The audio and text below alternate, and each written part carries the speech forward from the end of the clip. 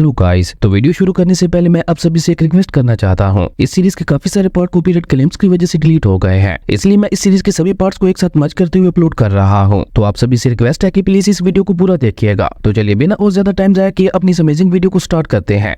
Hello दोस्तों, welcome back to our channel. तो आज हम एक नई सीरीज को स्टार्ट करने जा रहे हैं। ये एक ऐसे लड़के की कहानी है जो 1 लाख साल तक बहुत ही ज्यादा हार्ड कल्टीवेशन करता है, पर इतनी ज्यादा मेहनत करने के बाद भी वो की रिफाइनिंग स्टेज से ब्रेक थ्रू नहीं कर पाता। लेकिन वो की रिफाइनिंग स्टेज पर होते हुए भी इस वर्ल्ड का सबसे स्ट्रॉन्गेस्ट पर्सन था, जिससे इंसानों और डीमंस के साथ साथ गॉड्स तक डरते थे। तो चलिए अब बिना और टाइम जाया किए अपनी इस अमेजिंग जर्नी को स्टार्ट करते हैं। तो एपिसोड की शुरुआत में हम अपने हीरो जू यंग को देखते हैं, जहाँ उसके मास्टर इमोर्टल लेवल में ब्रेक थ्रू करके इमोर्टल वर्ल्ड में जा रहे थे। और वो वहाँ से जाते हुए जू यंग से कहते हैं, तुम्हें अपनी प्रैक्टिस जारी रखते हुए बहुत ज्यादा मेहनत करनी होगी। अब उसके बाद धीरे धीरे उसके सारे फ्रेंड्स और डिसाइबल्स, यहाँ तक कि उनके सेक्ट के नौकर भी ब्रेक थ्रू करके इमोर्टल वर्ल्ड में चले गए थे। उसके बाद हजारों साल इसी तरह बीत जाते हैं और अब जू यंग को लगता है कि अब उसके क्लैन में और कोई भी नहीं बचा, तो इस बार उसी का नंबर होगा। पर उसकी किस्मत इतनी ज्यादा खराब थी कि इस बार भी एक कुत्ते की बारी आ गई थी, लेकिन जू यंग की बारी नहीं आती। इसलिए वो गुस्सा होकर एक केव के बाहर 10,000 साल का टाइमर लगाकर उसके अंदर कल्टीवेशन करने के लिए चला गया था। और देखते ही देखते 10,000 साल बीत जाते हैं उसे कल्टीवेट करते हुए। लेकिन उस केव से बाहर आने के बावजूद भी अभी तक वो की रिफाइनर स्टेज पे ही था। उसने अपनी कल्टीवेशन के 1 लाख साल पूरे कर लिए थे,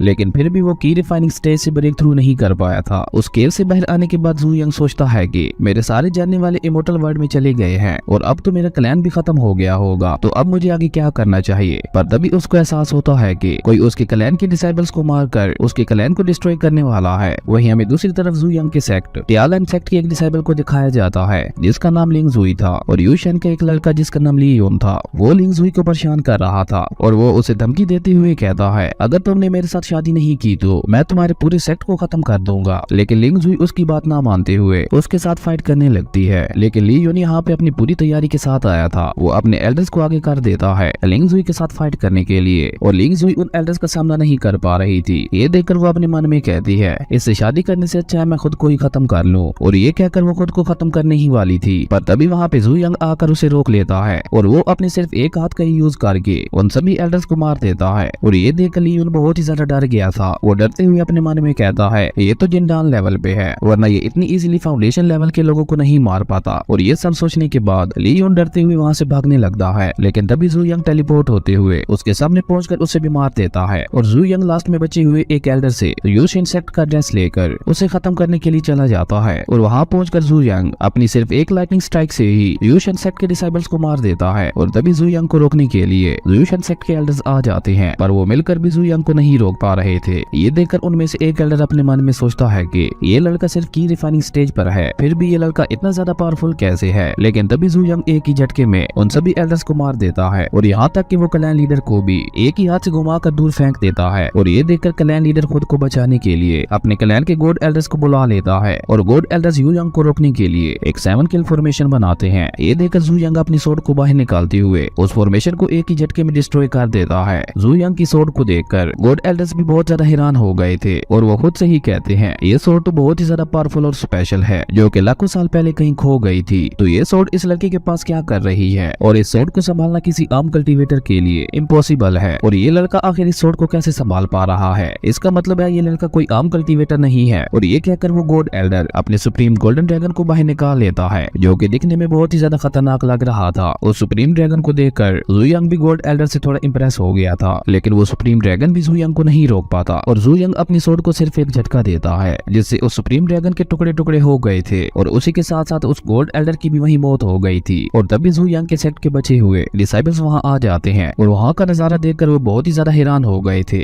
और जू यंग उन डिसाइबल से कहता है, आज से लियान 10 सेक्ट की जिम्मेदारी मेरी यानी जू यंग की है। और जू यंग नाम सुनकर उन डिसाइबल्स को पता चल जाता है कि जू यंग उनका एंसेस्टर है। और ये पता चलते ही वो सभी डिसाइबल्स उसके सामने झुकते हुए उसे रिस्पेक्ट देने लगते हैं। उसके बाद जू यंग उन्हें एक स्टोरी रिंग देते हुए यूशन सेक्ट के सारे ट्रायल्स को अपने सेक्ट में लाने के लिए कहता है। वहीं जू यंग के डिसाइबल्स स्टोरी रिंग को देखकर बहुत ही ज्यादा हैरान हो गए थे, क्योंकि आज के जमाने में स्टोरी रिंग बहुत ही ज्यादा मुश्किल से मिलती थी। और अपने सेक्ट में वापस आने के बाद जू यंग सोचते हुए कहता है, है कि आखिर 10,000 साल में ऐसा क्या हो गया जो मेरा पूरा सेट ही डिस्ट्रॉय हो गया। और वो इस बारे में लिंग जुई से भी पूछता है, पर उसे भी इस बारे में कोई आइडिया नहीं था। और तभी वहाँ पे एक बंदा आता है जो कि बहुत ही ज्यादा पावरफुल था। असल में वो यहाँ पे उनके सेट को डिस्ट्रॉय करने के लिए आया था और उस आदमी के इरादे जानकर लिंग जुई उसे रोकने के लिए उसके साथ फाइट करती है। पर वो आदमी बहुत ही ज्यादा पावरफुल था जिसकी वजह से वो लिंग जुई पे भारी पड़ रहा था। ये देखकर जुई यंग उसे एक किक मारकर ऊपर हवा में उछालते हुए अपने फायर स्लैश से खत्म कर देता है। और अब हमें पता चलता है कि उस मरे हुए आदमी का नाम ली बाई था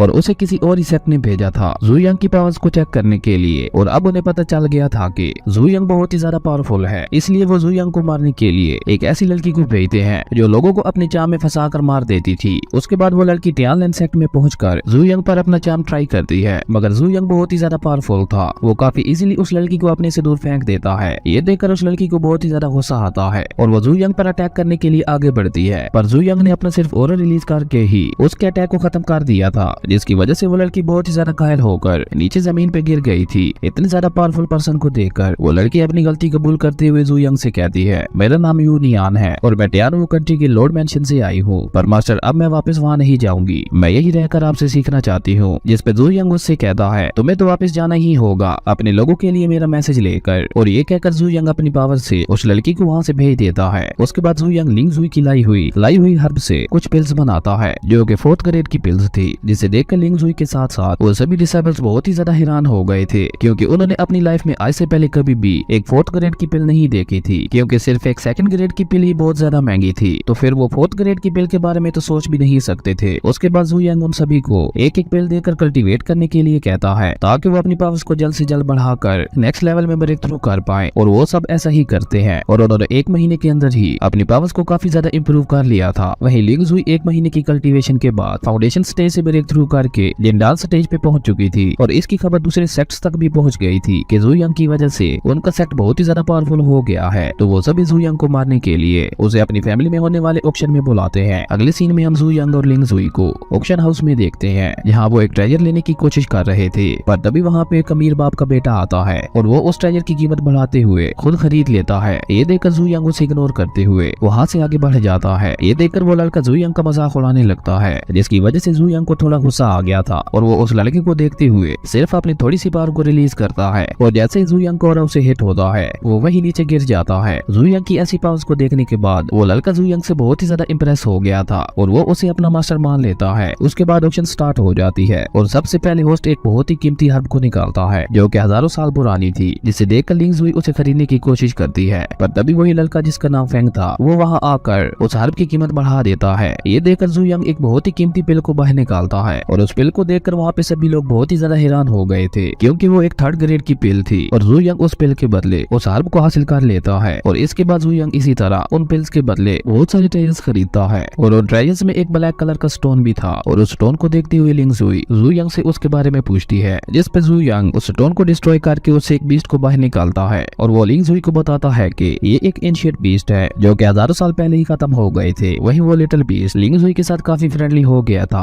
और तभी उस ऑक्शन के अब तक के सबसे कीमती ट्रेजर को बाहर निकाला जाता है जो कि एक ट्रेजर मैप था, जिसे जुई यंग ने 2 पिल्स के बदले खरीद लिया था। अगले सीन में हम जुई यंग और लिंग जुई को देखते हैं जो वापस अपने सेट में जा रहे थे। तभी लिंग जुई यंग से पूछती है, क्या ये मैप वाकई असली है? जिस पे जुई यंग उसे बताता है कि ये मैप तो असली है पर इसमें एक सीक्रेट की मिसिंग है, लेकिन कोई बात नहीं, मुझे सीक्रेट रियल में जाने का रास्ता मालूम है, हम लोग कभी भी वहाँ आ जा सकते हैं। और तभी जुई यंग को एहसास हो जाता है कि कोई उनका पीछा कर रहा है, तो वो उसे बाहर आने के लिए कहता है और वो आदमी कोई और नहीं बल्कि फेंग ही था, जो कि सीधा आके जुई यंग के पैरों में गिरते हुए उससे पूछता है कि क्या आप मेरे मास्टर बनोगे? पहले तो जुई यंग इसके लिए मना कर देता है, पर उसे फेंग के अंदर एक पोटेंशियल नजर आ रही थी, इसलिए वो उसे एक टास्क देते हुए कहता है, अगर तुमने पीछे वाले 3 आदमियों को हरा दिया तो मैं तुम्हें अपना डिसाइबल बना लूंगा। अपने मास्टर की बात मानते हुए फेंग उन तीनों से फाइट करने लगता है और वो काफी अग्रेसिवली उन पे अटैक्स करने लगता है, लेकिन तभी उसे एक स्नेक ने काट लिया था, जिससे वो घायल होकर वहीं नीचे गिर गया था। ये देखकर लिंग जुई सोचती है कि वो फेंग की मदद करने के लिए जाए, पर जुई यंग उसे रोकते हुए कहता है कि ये फाइट फेंग की है और उसे ही संभालने दो। वहीं फेंग ने भी खुद को संभाल लिया था, पर स्नेक के काटने की वजह से वो काफी ज्यादा इंजर्ड हो गया था। ये देखकर जुई यंग खुद उसकी हेल्प करने के लिए आगे आता है और वो एक ही स्लैप में फेंग की बॉडी से सारा पॉइजन बाहर निकाल देता है और वो पॉइजन जाकर उस 3rd पर्सन के फेस पे गिरता है, जिससे वो वहीं तड़पने लगता है। वहीं फेंग अपने मास्टर को अपने पास देखकर बहुत ही ज्यादा खुश हो गया था कि उसे उसके मास्टर मिल गए। अगले सीन में हम फेंग को देखते हैं जो उस सीक्रेट रियलम की को देखते हुए जू यंग से पूछता है कि क्या हम वाकई इस की के बगैर भी वहाँ जा सकते हैं, जिस पे जू यंग उन्हें बताता है कि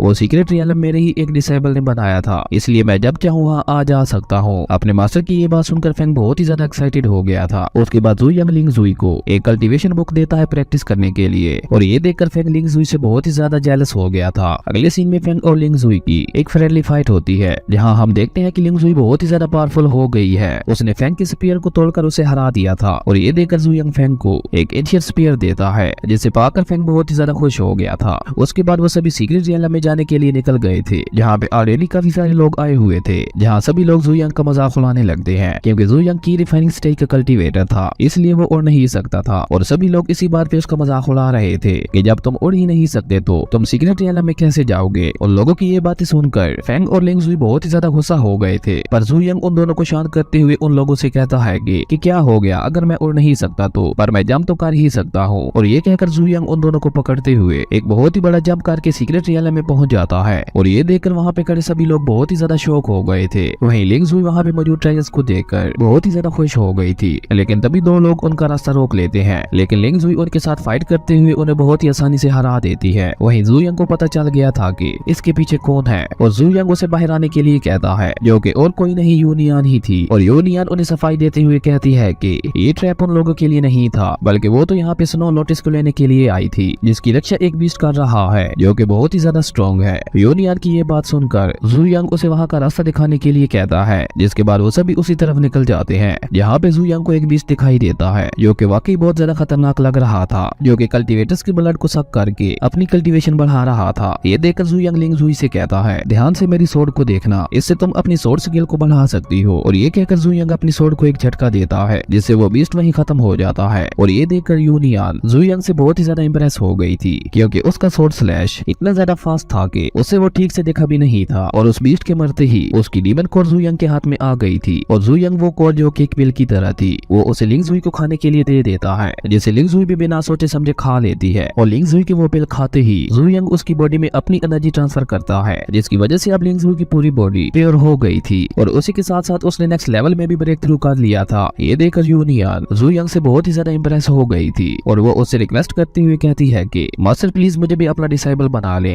पर जू यंग इसके लिए मना कर देता है, और वो यूनियन से कहता है कि तुम बहुत ही ज्यादा अजीब हो, इसलिए मैं तुम्हें अपना डिसेबल नहीं बना सकता। जू यंग की ये बात सुनकर यूनियन उसे अपनी स्टोरी बताती हुई कहती है कि मेरा इस दुनिया में कोई भी नहीं है, और इसलिए मुझे यहाँ पे सर्वाइव करने के लिए इस तरह बुरा बनना पड़ा। उसकी ये सैड स्टोरी सुनकर यू यंग भी उसे अपना डिसेबल बनाने के लिए मान जाता है, और तभी वहाँ पे एक और आदमी भी आ जाता है, जो कि गोल्डन स्टेज पे था। वो भी यहाँ पे स्नो लोटस को हासिल करने के लिए आया था। ये देखकर जू यंग लिंग जुई को वो स्नो लोटस लाने के लिए कहता है, और उसके बाद हमें लिंग जुई और उस आदमी के दरमियान एक आइकॉनिक लेवल की फाइट दिखाई जाती है, और लिंग जुई जू यंग की सिखाई हुई सोर्ड टेक्निक से उस आदमी की सोर्ड को तोड़कर उसे घायल कर देती है। और ये देखकर जू यंग भी लिंग जुई से बहुत इंप्रेस हो गया था, और वो अपने मन में कहता है कि ये मेरी अब तक की सबसे बेस्ट डिसाइबल है। पर तभी वो बंदा अचानक ही अपनी मैजिक पावर का यूज करके मल्टीपल सोर्ड से लिंग जुई पे अटैक कर देता है, पर जू यंग ने आकर उसे बचा लिया था, और वो अपने सिर्फ एक हाथ से ही उन सारी सोर्ड्स को डिस्ट्रॉय कर देता है। और तभी वहाँ पे फेंग भागते हुए आकर जू यंग को बताता है कि मास्टर वहाँ पे कुछ लोग एक केव के ऊपर लगी हुई शील्ड को तोड़ने की कोशिश कर रहे हैं। उसके बाद वो सभी उस स्नो लोटस को लेकर उसी केव के पास पहुंच जाते हैं, जहाँ पे काफी सारे लोग उस शील्ड को तोड़ने की कोशिश कर रहे थे। ये देखकर जू यंग उन लोगों का मजाक उड़ाते हुए उनसे कहता है, तुम चींटियों से एक पतली सी दीवार भी नहीं टूट रही। ये सुनकर वो लोग भड़कते हुए कहते हैं कि ये 10,000 साल पुरानी शील्ड है, जिसे तोड़ना लगभग इम्पॉसिबल है। ये देखकर जू यंग फेंग को वो शील्ड तोड़ने के लिए कहता है, और जैसे ही फेंग उस शील्ड को टच करने वाला था, तभी जू यंग अपनी थोड़ी सी स्पिरिचुअल पावर फेंग के अंदर ट्रांसफर कर देता है, जिसके बाद फेंग जैसे ही उस शील्ड को टच करता है, वो शील्ड वहाँ से गायब हो गई थी। और ये देखकर तो फेंग बहुत ही ज्यादा खुश हो गया था, जिसके बाद वो सभी लोगों को चिढ़ाने लगता है। उसके बाद फेंग और वो सभी लोग उस केव के अंदर चले जाते हैं, जहाँ पे उन्हें एक सोर्ड नजर आती है, जिसे लेने के लिए वो लोग काफी तेजी से आगे बढ़ते हैं, जो कि एक एंशिएंट सोर्ड थी। पर तभी जू यंग उस एंशिएंट सोर्ड को अपने एक ही इशारे से अपने पास बुला लेता है, और वो उस सोर्ड को गिफ्ट के तौर पर लिंग जुई को दे देता है। वहीं ये देखकर वो लोग बहुत ही ज्यादा गुस्सा हो गए थे, और वो जू यंग पर अटैक करने के लिए आगे बढ़ते हैं। पर तभी जू यंग एक चुटकी बजाकर उन लोगों को हवा में ही गायब कर देता है। ये देखकर बाकी बचे हुए लोग बहुत ही ज्यादा डर गए थे, और वो जू यंग से अपनी जान के लिए भीख मांगने लगते हैं, जिसपे जू यंग ने भी उन्हें वार्निंग देते हुए छोड़ दिया था। जिसके बाद वो आदमी जाकर ये सारी बात अपने मास्टर को बता देता है, जिसे सुनकर उसका मास्टर बहुत ही ज्यादा गुस्सा हो गया था। और इसी के साथ हमारा ये एपिसोड यहीं पे खत्म हो जाता है। अगर आपको वीडियो अच्छी लगी तो लाइक कर दें, और अगर चैनल पे नए आए हो तो सब्सक्राइब सब्सक्राइब करते जाना। तो मिलते हैं एक न्यू वीडियो में, तब तक के लिए बाय। हेलो दोस्तों, welcome back to our channel. तो जैसा कि हमने पिछले एपिसोड में देखा था, जू यंग ने सीक्रेट रियलम में उसके ऊपर हमला करने वाले लोगों को मार दिया था, जिसके बाद बचे हुए लोग उससे अपनी जान की भीख मांगते हैं और जू यंग ने भी उन्हें वार्निंग दे के छोड़ दिया था। जिसके बाद वो लोग ये सारी बात जाकर अपने मास्टर को बताते हैं और ये सुनकर वो मास्टर बहुत ही ज्यादा गुस्सा हो गया था। और यही से नेक्स्ट एपिसोड की शुरुआत होती है, जहाँ यूनियन आकर जू यंग को बताती है कि वेस्ट की तरफ से एक बहुत ही खतरनाक पॉइजन रिलीज हो रहा है। यूनियन की ये बात सुनकर जू यंग वहाँ की हर्ब्स को कलेक्ट करके एक मेडिसिन रिफाइन करते हुए उन सबको खाने के लिए दे देता है, ताकि उन सब की बॉडी के ऊपर पॉइजन का कोई भी असर ना हो। उसके बाद वो सभी लोग जंगल में आगे बढ़ने लगते हैं, पर तभी कुछ पॉइजनस स्पाइडर्स उन पे अटैक कर देते हैं। लेकिन जू यंग उन सभी स्पाइडर्स को मारकर पिल्स में कन्वर्ट कर देता है और इतनी सारी पिल्स को देखकर लिंगजुई बहुत ही ज्यादा एक्साइटेड हो गई थी और वो उन सभी पिल्स को कलेक्ट करने लगती है। अगले सीन में हम एक मिस्टीरियस लड़की को देखते हैं, जिसके पास एक स्नेक भी मौजूद था और वो जू यंग के बारे में ही बात कर रही थी। उसके बाद वो लड़की एक प्लान बनाती है और वो एक बीस्ट को अपने पीछे लगाकर जू यंग के ग्रुप की तरफ भागने लगती है। ये देखकर यूनियन और फेंग उसकी मदद करने के लिए आगे बढ़ते हैं। वहीं लिंगजुई ने उस लड़की को संभाल लिया था, पर वो बीस्ट बहुत ही ज्यादा पावरफुल था, जो फेंग से संभाला नहीं जा रहा था। ये देखकर जू यंग अपनी पावर्स का यूज करते हुए उस बीस्ट को ब्लास्ट कर देता है और उस बीस्ट को मरता हुआ देखकर वो लड़की बहुत ही ज्यादा हैरान हो गई थी। वहीं जू यंग को ये लड़की काफी जानी पहचानी लग रही थी और तभी जू यंग उस लड़की से पूछता है कि यहाँ पे जो पॉइजन फैला हुआ है वो कहाँ से आ रहा है। जू यंग की ये बात सुनकर वो लड़की अपने मन ही मन में बहुत ज्यादा खुश हो गई थी और वो जू यंग से कहती है, चलो मैं तुम्हें वहाँ का रास्ता दिखाती हूँ। ये सुनकर यू जंग फेंग को उस लड़की को उठाने के लिए कहता है और उसके बाद वो सभी वहाँ से आगे बढ़ने लगते हैं। वही वो लड़की काफी प्यार से फेंग की तरफ देखते हुए अपने मन में कहती है कि आज तक मेरी पॉइजन बॉडी की वजह से किसी ने भी मुझे टच नहीं किया, पर ये लड़का तो मुझे टच कर पा रहा है। कहीं ऐसा तो नहीं यही वो लड़का है जिसका मैं सालों से इंतजार कर रही थी। और तभी वहाँ पे वो पॉइजन बीस्ट आ जाता है, जिसे देखकर फेंग उससे काफी एक्साइटेड होकर फाइट करने लगता है। ये देखकर वो लड़की अपने मन में फेंग पे गुस्सा करते हुए कहती है कि बेवकूफ कहेंगे, तुम इस बीस्ट के साथ फाइट करने के लिए क्यों चले गए? इस बीस्ट को तो मैं भी संभाल नहीं पाती। और तभी लिंगजुई जू यंग से उस बीस्ट के बारे में पूछती है, जिसपे जू यंग उन सबको बताता है कि ये एक मामूली बीस्ट है जिसने एक पिल खा ली है और इसी की वजह से ये इतना ज्यादा पावरफुल हो गया है। और वो पिल कोई मामूली पिल नहीं थी, वो 10,000 साल पहले मेरे एक डिसाइबल जिसका नाम किंग लोंग था उसने बनाई थी अपनी बहन की बॉडी से टॉक्सिक कम करने के लिए। और यह सुनकर वो लड़की बहुत ही ज्यादा हैरान हो गई थी, क्योंकि किंग लोंग की बहन और कोई नहीं यही लड़की थी और वो जू यंग से इसके बारे में कुछ पूछने ही वाली थी। पर तभी वो बीस्ट उन पे अटैक करने के लिए उनके काफी क्लोज आ गया था। ये देखकर वो लड़की उनको बचाने के लिए उनके आगे आके खड़ी हो गई थी। ये देखकर जू यंग काफी स्पीड से मूव करते हुए एक शील्ड फॉर्मेशन बनाकर उसने उस बीस्ट को कैद कर दिया था और वो अपनी सोर्ड का यूज करते हुए उस बीस्ट को मार देता है। और उस बीस्ट के मरते ही जू यंग ने उसके अंदर से वो पिल भी निकाल ली थी जो उसके डिसाइबल किंग लोंग ने बनाई थी और जू यंग वो पिल ले जाकर उस लड़की को दे देता है। और ये देखकर वो लड़की जू यंग से पूछती है कि आप कौन है, जिसपे जू यंग उसे अपने बारे में बताते हुए कहता है कि मैं तुम्हारे भाई का मास्टर हूँ। जू यंग की ये बात सुनकर वो लड़की बहुत ही ज्यादा हैरान हो गई थी और वो फौरन ही झुकते हुए जू यंग को ग्रीट करती है, जिसपे जू यंग उस लड़की से पूछता है कि आखिर 10,000 साल पहले क्या हुआ था, क्या तुम्हें कुछ याद है? जिसपे वो लड़की जू यंग को बताती है कि मुझे उस वक्त की कोई भी बात याद नहीं है, मुझे बस इतना याद है कि उस दिन आसमान का कलर पूरा लाल हो गया था, जिसके बाद मेरा भाई मुझे यहाँ लेकर आ गया था। तब से लेकर अब तक मैं अनकॉन्शियस थी और अभी 1 महीने पहले ही मैं दोबारा उठी हूँ। जू यंग आसमान के लाल होने वाली बात पर थोड़ा शौक हो गया था। उसके बाद वो सभी सीक्रेट रियलम से बाहर आ जाते हैं और जैसे ही वो लोग सीक्रेट रियलम से बाहर आते हैं तो जू यंग को एहसास होता है कि कोई उनकी बातें सुन रहा है, इसलिए वो अपना ऑरा रिलीज करते हुए उस आदमी को मार देता है। और उस आदमी के मरने के बाद जू यंग फेंग से कहता है कि इसे बाहर रोड पर फेंक दो, जिसने भी इसे यहाँ भेजा था ये उसके लिए एक बढ़िया मैसेज होगा। इस आदमी के बारे में मैं आपको बता दूं, ये आदमी ट्रायल हाउस के मास्टर का आदमी था और वो अपने आदमी को मरा हुआ देखकर बहुत ही ज्यादा हैरान हो गया था। जिसके बाद वो अपने सर्वेंट को ऑर्डर देता है कि जाओ भाई को बुलाओ और उसे ये भी बता दो कि तुम्हारे भाई को जू यंग ने मार दिया है। अगले सीन में हमें टियानलैंड सेट दिखाया जाता है, जहाँ पे सभी डिसाइबल्स अपने पूरे जोश के साथ प्रैक्टिस कर रहे थे और तभी यूनियन उन सभी के लिए केक बनाकर लाती है और सभी को केक देने के बाद वो लिंगजुई से मास्टर जू यंग के बारे में पूछती है, जिसपे लिंगजुई उसे बताती है कि मास्टर हर्ब्स को कलेक्ट करने के लिए गए हुए हैं। लिंगजुई की ये बात सुनकर यूनियन भी उसी तरफ जा रही थी, पर तभी जाओ बाई ने रास्ते में उस पर अटैक कर दिया था। वहीं दूसरी तरफ हम जू यंग को देखते देखते हैं जो उन हर्ब्स को रिफाइन करते हुए पिल बना रहा था और उसे यकीन ही नहीं हो रहा था कि इतनी कीमती हर्ब्स को लोगों ने घास फूस में मिला रखा है। पर तभी जुयांग को एहसास होता है कि यूनियन खतरे में है। वहीं दूसरी तरफ हम लिंग जुई और बाकी लोगों को देखते हैं जो आपस में बातें कर रहे थे। पर तभी वहाँ पे यूनियन आ गई है जो कि बहुत ही ज्यादा घायल थी। ये देखकर लिंग जुई और बाकी सब भागकर यूनियन की तरफ जाने लगते हैं। पर तभी जाओ भाई वहाँ आकर उन लोगों पे भी अटैक कर देता है और यहाँ पे हमें पता चलता है कि जाओ भाई काफी ज्यादा पावरफुल है, क्योंकि लिंग जुई और फेंग के लिए भी उसके साथ फाइट करना बहुत ज्यादा मुश्किल हो रहा था और जाओ भाई उन दोनों पे भी अटैक करके उन्हें घायल कर देता है। लेकिन तब तक जुयांग वहाँ पहुंच चुका था और लिंग जुई की ऐसी हालत देखकर जुयांग को बहुत ही ज्यादा गुस्सा आता है और वो अपना ऑर्डर रिलीज करते हुए जाओ भाई को खत्म कर देता है। पर जुयांग अभी भी काफी ज्यादा गुस्से में था और वो अपने सभी दुश्मनों को खत्म करने के लिए वहाँ से चला जाता है। अगले सीन में हम जुयांग को टायर हाउस में देखते हैं जहाँ पे अभी के लिए ऑक्शन चल रही थी और जुयांग को वहाँ देखकर टायर हाउस का मास्टर बहुत ही ज्यादा डर गया था और वो वहाँ से भागने की कोशिश करता है। पर जुयांग अपनी स्पिरिचुअल पावर का यूज करते हुए उसे वहीं खत्म कर देता है और ये देखकर आसपास के लोग भी बहुत ज्यादा घबरा गए थे। पर तभी जाओ भाई का भाई जाओ लोग भी वहाँ आ जाता है जो यहाँ पे अपनी भाई की मौत का बदला लेने के लिए आया था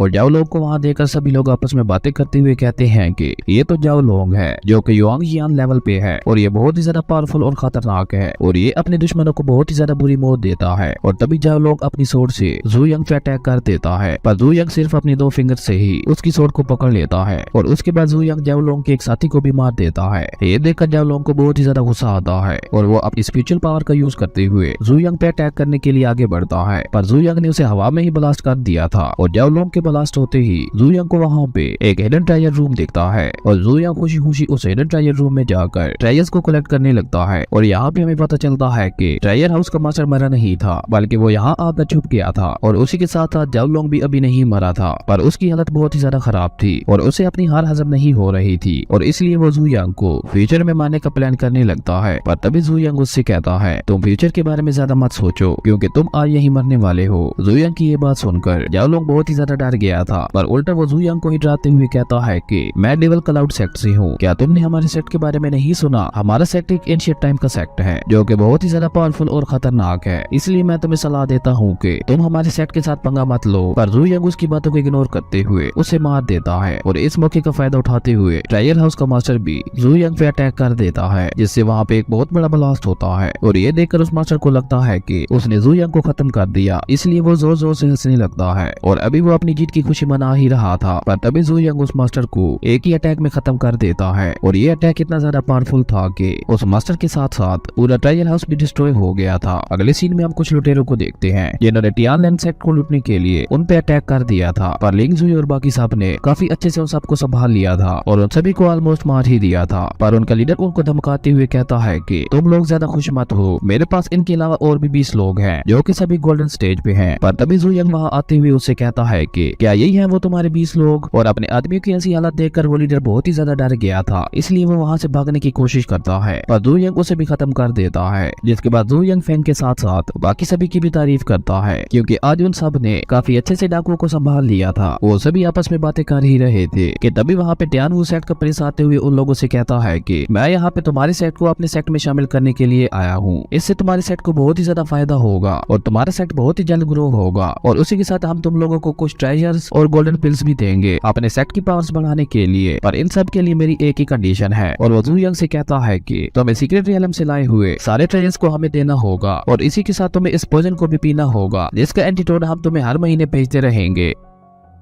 उस प्रिंस की ये सारी बातें सुनकर जुयांग के साथ साथ उसके डिसेबल्स को भी बहुत ही ज्यादा गुस्सा आता है और फेंग उस प्रिंस का पॉइजन उसे ही खिला देता है और उसके बाद जुयांग अपना ऑर्डर रिलीज करता है जिसके इम्पैक्ट की वजह से प्रिंस और उसके साथी ऊपर हवा में ही कहीं उड़ गए थे। अगले सीन में हम फेंग को देखते हैं जो अपने मास्टर की सिखाई हुई टेक्निक सीख चुका था और इसकी वजह से वो नेक्स्ट लेवल में भी ब्रेक थ्रू कर गया था। वहीं फेंग के साथ साथ वो स्नेक गर्ल जिसका नाम जुई था वो भी युआन जियांग रियलम में पहुंच चुकी थी और उसे भी जुयांग ने काफी सारी पॉइजन की स्किल सिखाई थी। और तभी यूनियन वहाँ आकर जुयांग को बताती है कि मुझे पता चला है कि साउथ वेस्ट की तरफ एक हेवनली लोटस है जो कि बहुत ही ज्यादा पावरफुल है। जिसके बाद वो दोनों उस हेवनली लोटस को लेने के लिए वहाँ पहुंच जाते हैं। पर जुयांग उस हेवनली लोटस को देखते हुए कहता है कि मैंने जितना सोचा था ये उतना भी ज्यादा पावरफुल नहीं है। और तभी वहाँ पे 3 आदमी आकर यूनियन पे अटैक कर देते हैं पर यूनियन उनमें से 2 को मार देती है। पर तीसरा आदमी बहुत ही ज्यादा पावरफुल था, उसने यूनियन को अपनी स्पिरिचुअल चेन्स में जकड़ लिया था और वो जुयांग को धमकी देते हुए कहता है कि ये हेवनली लोटस मेरे हवाले कर दो वरना मैं इस लड़की को यही मार दूंगा। इस पे जू यंग कुछ सोचते हुए हेवनली लोटस उस आदमी को दे देता है, पर जैसे ही वो हेवनली लोटस उस आदमी के पास जाता है तो वहाँ पे एक लो ग्रेड का बीस्ट आ जाता है जो कि उस हेवनली लोटस को प्रोटेक्ट कर रहा था।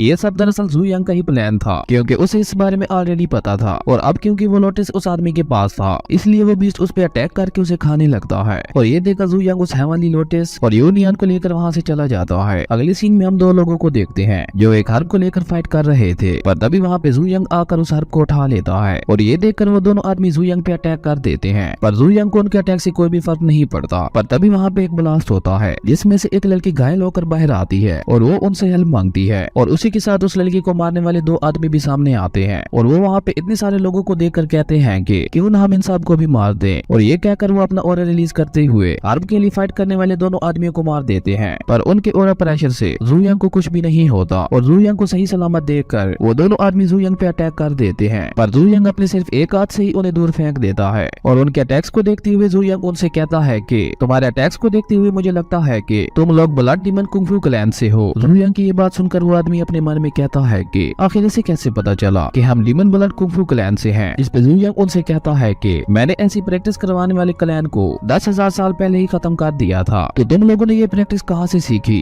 पर वो लोग जू यंग को कोई भी जवाब नहीं देते। ये देखकर जू यंग उन दोनों को अपनी पावर से खत्म कर देता है, और उन दोनों को खत्म करने के बाद जू यंग अपने मन में सोचते हुए कहता है कि इन दोनों को खत्म करके मैंने एक जंग की शुरुआत कर दी है। वहीं दूसरी तरफ डीमन ब्लड क्लैन के मास्टर को पता चल गया था कि किसी ने उसके दो आदमियों को मार दिया है, जिसके बाद वो अपने आदमियों को भेजकर इस बारे में पता करने के लिए कहता है। और इसी के साथ हमारा ये एपिसोड यहीं पे खत्म हो जाता है और यहीं से नेक्स्ट एपिसोड की शुरुआत होती है, जहाँ वो घायल लड़की होश में आ चुकी थी और वो खुद को सही सलामत देखकर यूनियन से पूछती है कि आखिर मैं जिंदा कैसे बची और मुझे हील किसने किया, जिसपे यूनियन उसे बताती है कि ये सब मेरे मास्टर ने किया है। ये सुनकर वो लड़की जू यंग से काफी इम्प्रेस हो गई थी और उसके बाद वो जू यंग से उसकी जान बचाने के लिए उसका शुक्रिया अदा करती है, जिसपे जू यंग उस लड़की से पूछता है कि आखिर वो लोग तुम्हारे पीछे क्यों पड़े हुए थे, जिसपे वो लड़की जू यंग को बताती है कि वो लोग ब्लड डीमन सेक्ट से थे और वो लोग मुझे मारकर मेरा खून हासिल करना चाहते थे। उस लड़की की ये बात सुनकर जू यंग उसके पास जाकर उसकी बॉडी को चेक करता है और जू यंग को पता चल जाता है कि इस लड़की के पास ब्लड ऑफ द सन है, जिसका यूज करके किसी भी खतरनाक डीमन की शील्ड को ब्लॉक किया जाता है। अगले सीन में हम उन लोगों को जंगल से बाहर जाते हुए देखते हैं, पर तभी वहाँ पे एक डार्क शैडो आकर उस लड़की पे कंट्रोल कर लेती है, और इससे पहले कि वो लड़की यूनियन पे अटैक करती, जू यंग उसके अटैक को रोकते हुए उससे कहता है कि तुम जो कोई भी हो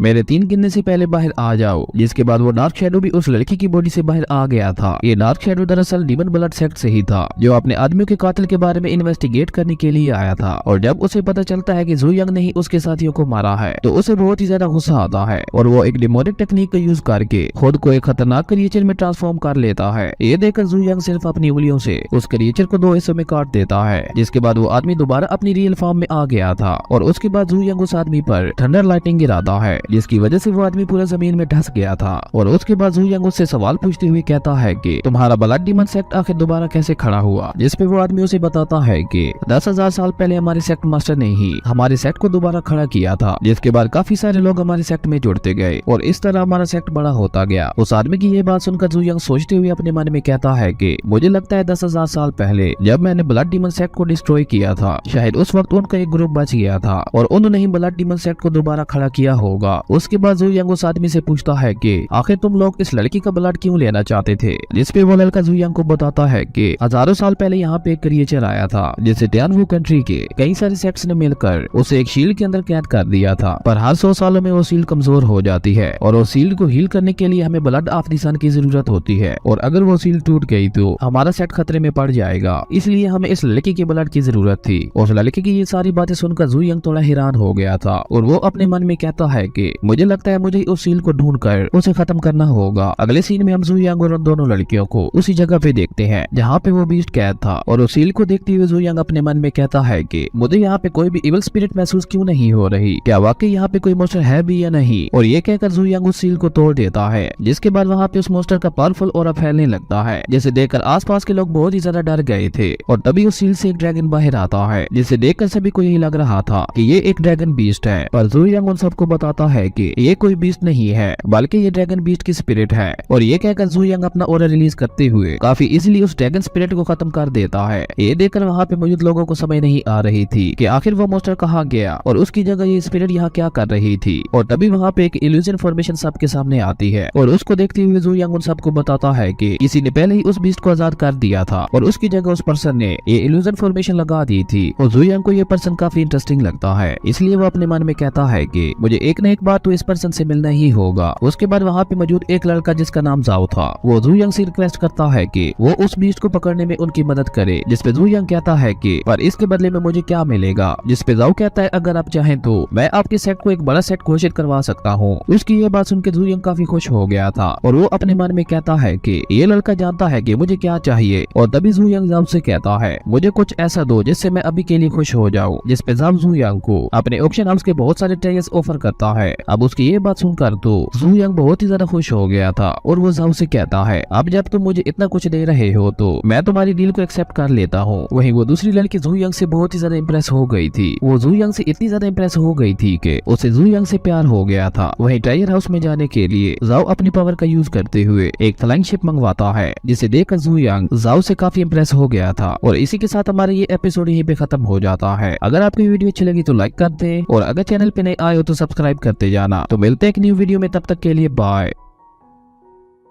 हेलो दोस्तों, welcome back to our channel. तो एपिसोड की शुरुआत में हम जू यंग और बाकी सबको जाओ की फ्लाइंग बोट पे देखते हैं, जहां जाओ जू यंग से कहता है मास्टर हम सबसे पहले ऑक्शन हाउस से क्यों जा रहे हैं। जिसपे जू यंग कहता है क्योंकि ये मैटर टियानवू कंट्री का है, तो उस मास्टर को वहां से आजाद करवाने का काम टियानवू कंट्री की फैमिलीज ही कर सकती है। इसलिए हम सारी फैमिलीज के सीक्रेट ऑक्शन हाउसेज को चेक करेंगे। और वो लोग सबसे पहले जाओ की फैमिली के ही सीक्रेट हाउस को चेक करने के लिए जाते हैं, जहाँ पे उन्हें ऐसा कुछ भी नहीं मिलता जिससे उन्हें जाओ की फैमिली पे शक हो। लेकिन वहाँ पे दो ट्रायर्स यू निंग और यू को बहुत ही ज्यादा पसंद आते हैं। तो ये देखकर जू यंग उन दोनों को वो दोनों ट्रायल्स दे देता है और वो जाओ से कहता है यहाँ पे जितने भी ट्रायल्स मौजूद हैं वो सारे के सारे मेरे फैमिली हाउस में पहुंचवा दो। और जू यंग की ये बात सुनकर जाओ का मुंह भी खुला का खुला रह गया था। अगले सीन में हमें वांग जियाओ जोंग नाम का सेक्ट दिखाया जाता है, जहाँ पे कुछ लोग बाइयो की फैमिली के लोगों को पकड़ कर ला रहे थे ताकि वो उन लोगों को मारकर उनके यंग ब्लड की मदद से उस मोस्टर की सील को एक्टिवेट कर पाए। और वो उन सबको मारने के लिए एसिड पूल में फेंकने ही वाले थे कि तभी वहाँ पे जू यंग और बाकी सब अपनी फ्लाइंग बोट से वहाँ पहुंच चुके थे। वहीं अपनी फैमिली के लोगों की ऐसी हालत देखकर बाइयो उन्हें बचाने के लिए आगे बढ़ती है, पर यूनिंग उसे रोकते हुए कहती है क्या तुम्हें मास्टर जू यंग पे यकीन नहीं है, वो सब कुछ ठीक कर देंगे। उसके बाद जू यंग उन गार्ड्स को अपने मास्टर को बुलाने के लिए कहता है, जिसपे एक गार्ड जू यंग से कहता है तुम्हारे जैसे एक लो लेवल कल्टीवेटर के लिए हमारे मास्टर की क्या जरूरत है, तुम्हें तो हम खुद भी सबक सिखा लेंगे। और ये कहकर उस गार्ड ने अपना ऑरा रिलीज करते हुए अपनी डिवाइन स्पिरिचुअल सोर्ड के साथ जू यंग पे अटैक कर दिया था, पर जू यंग उसके अटैक को अपनी सिर्फ एक उंगली से ही रोक देता है। ये देखकर उस गार्ड की हालत बहुत ही ज्यादा खराब हो गई थी। तभी जू यंग उस डिवाइन स्पिरिचुअल सोर्ड की पावर से उन्हीं गार्ड्स पे अटैक कर देता है, जिसकी वजह से कुछ गार्ड्स तो वहीं मारे गए थे। ये करने के बाद जू यंग उस क्लैन के मास्टर से मिलने के लिए जाता है और जू यंग अभी उससे मिलने के लिए जा ही रहा था कि तभी उस क्लैन के एल्डर ने अपनी सोर्ड के साथ जू यंग पे अटैक कर दिया था, पर जू यंग ने उस अटैक को बहुत ही इजीली रोक दिया था। और ये देखकर उस एल्डर वंग को बहुत ही ज्यादा गुस्सा आ गया था, जिसके बाद वो अपना थंडर ऑरा रिलीज करते हुए एक के बाद एक कई सारे अटैक्स जू यंग पे करता है। पर जू यंग ने उस एल्डर के सारे अटैक्स को अपनी सोर्ड के सिर्फ एक स्लैश से ही खत्म कर दिया था। ये देखकर एल्डर वंग जू यंग से कहता है भले ही तुमने मेरे इन अटैक्स को रोक लिया हो, पर मेरी सोर्ड टेक्निक तुमसे कहीं ज्यादा पावरफुल है। ये सुनकर जू यंग कुछ भी नहीं कहता और उसने वहाँ पे मौजूद हजारों साल पुराने स्टोन को अपनी सोर्ड के सिर्फ एक स्लैश से ही डिस्ट्रॉय कर दिया था। और अब ये देखकर तो एल्डर वंग बहुत ही ज्यादा हैरान हो गया था। एल्डर वंग को डराने के बाद जू यंग उससे पूछता है कि तुम उस मोस्टर के बारे में क्या जानते हो, जिसपे एल्डर वंग जू यंग को बताता है कि ये बात तो सारे क्लैन के लोग जानते हैं कि अगर कोई उस इवल मोस्टर की स्पिरिट के साथ कल्टीवेट करे तो कल्टीवेट करने वाले की पावर पहले से 10 गुना ज्यादा बढ़ जाएगी, पर अगर वो ऐसा करने में फेल हो गया तो वो इवल स्पिरिट उसे पूरा निगल लेगी। और बस इसी वजह से कोई भी कल्टीवेटर उस इवल स्पिरिट के पास भी नहीं जाता। एल्डर वंग की ये बात सुनकर जू यंग को सोचते हुए कहता है मुझे लगता है उस सील को सिर्फ मैजिक क्लाउड के लोग ही तोड़ सकते हैं। अगले सीन में हम जू यंग को मैजिक क्लाउड सेक्ट के अंदर देखते हैं, जहाँ पहुंचते ही जू यंग को उस मोस्टर का ऑरा महसूस हो गया था, पर वहाँ पे जू यंग को कोई भी नहीं दिखता। और ये बात जू यंग को बहुत ही ज्यादा अजीब लगती है। और जैसे जू यंग वहाँ से थोड़ा आगे बढ़ता है तो एक ट्रैप फॉर्मेशन में फंस गया था और तभी वहाँ पे एक मास्टर ने आकर जू यंग को एक बोतल में कैद कर लिया था। उस बोतल के अंदर जू यंग को बहुत सारे बीस्ट दिखते हैं। ये देखकर जू यंग उन सभी बीस्ट को मारते हुए उनकी गोर को हासिल करने लगता है। अगले सीन में वो मास्टर उसी ड्रैगन वाली जगह पे जाता है, जहाँ सेक्ट मास्टर और बाकी एल्डर्स एक फॉर्मेशन के अंदर बैठकर उस ड्रैगन पे काबू पाने की कोशिश कर रहे थे। और वो पिछले 7 दिनों से इस फॉर्मेशन के अंदर बैठे थे, जिसमें उनके कई सारे डिसेबल्स भी मारे गए थे। और अब सेक्ट मास्टर और बाकी एल्डर्स भी बहुत ज्यादा थक चुके थे। तभी वो ड्रैगन उस फॉर्मेशन को तोड़ते हुए उस फॉर्मेशन से बाहर आ गया था। ये देखकर उस मास्टर को बहुत ही ज्यादा गुस्सा आता है और वो उस ड्रैगन के साथ फाइट करने लगता है, पर वो ड्रैगन बहुत ही ज्यादा पावरफुल था, जिससे उस मास्टर के किसी भी अटैक को उस ड्रैगन पे कोई भी असर नहीं हो रहा था। ये देखकर वो मास्टर एक बार फिर से अपनी उसी ट्रैप बोतल को बाहर निकालता है उस ड्रैगन को उसमें ट्रैप करने के लिए। वहीं वो बोतल ड्रैगन को ट्रैप करने के लिए उन डेमोनिक बीस्ट की कोर का यूज करती है जिन्हें जू यंग ने मारा था। और ये देखकर जू यंग को बहुत ही ज्यादा गुस्सा आता है, क्योंकि उसने ही उन सभी डेमोनिक बीस्ट को मारकर उनकी कोर्स को हासिल किया था, जिससे अब उस बोतल ने यूज कर लिया था। और इसी वजह से जू यंग ने उस बोतल को ही डिस्ट्रॉय कर दिया था, जिसकी वजह से वहाँ पे एक बहुत बड़ा ब्लास्ट होता है, जिससे वो मास्टर और ड्रैगन दोनों बहुत ही ज्यादा घायल हो गए थे। पर वो ड्रैगन अपना ऑरा रिलीज करते हुए कहता है अब बहुत हो गया, अब मैं तुम में से किसी को भी जिंदा नहीं छोड़ूंगा। और ये कहकर उस ड्रैगन ने अपना ऑरा रिलीज कर दिया था, जिससे देखकर मैजिक क्लाउड सेक्ट का मास्टर कहता है अब शायद हमारा सेक्ट खत्म हो जाएगा। उसकी ये बात सुनकर जू यंग उससे कहता है अगर तुम मुझे अपने फैमिली के सारे ट्रायल्स देने के लिए तैयार हो तो मैं तुम्हें इस मॉन्स्टर से बचा सकता हूँ। ये सुनकर सेक्ट मास्टर जू यंग से कहता है आप बस हमें इस मॉन्स्टर से बचा लीजिए, तो बदले में मैं आपकी हर ख्वाहिश पूरी करूंगा। वहीं वो मॉन्स्टर ये सारी बातें सुन रहा था। वो मैजिक क्लाउड के लोगों से कहता है तुम लोगों ने हजारों साल से मुझे यहाँ पे कैद कर रखा था, पर आज मैं उसका बदला तुम सबको मार के लूंगा। और ये कहकर उस ड्रैगन ने उन सभी पे अटैक कर दिया था, जिससे देखकर वो सभी बहुत ही ज्यादा डर गए थे। पर जू यंग ने अपनी सिर्फ एक ही फिंगर से उस मॉन्स्टर को रोक दिया था और अपनी पावर का यूज करते हुए जू यंग ने उस ड्रैगन को हरा दिया था। ये देखकर वो ड्रैगन जू यंग से कहता है अब मैं ये तकलीफ और बर्दाश्त नहीं कर सकता, प्लीज अब मुझे मार दो। उस ड्रैगन की ये बात सुनकर जू यंग उससे कहता है अगर तुम मेरे टियान सेक्ट के एनिमल स्पिरिट बन जाओ तो कोई भी तुम्हें परेशान नहीं करेगा।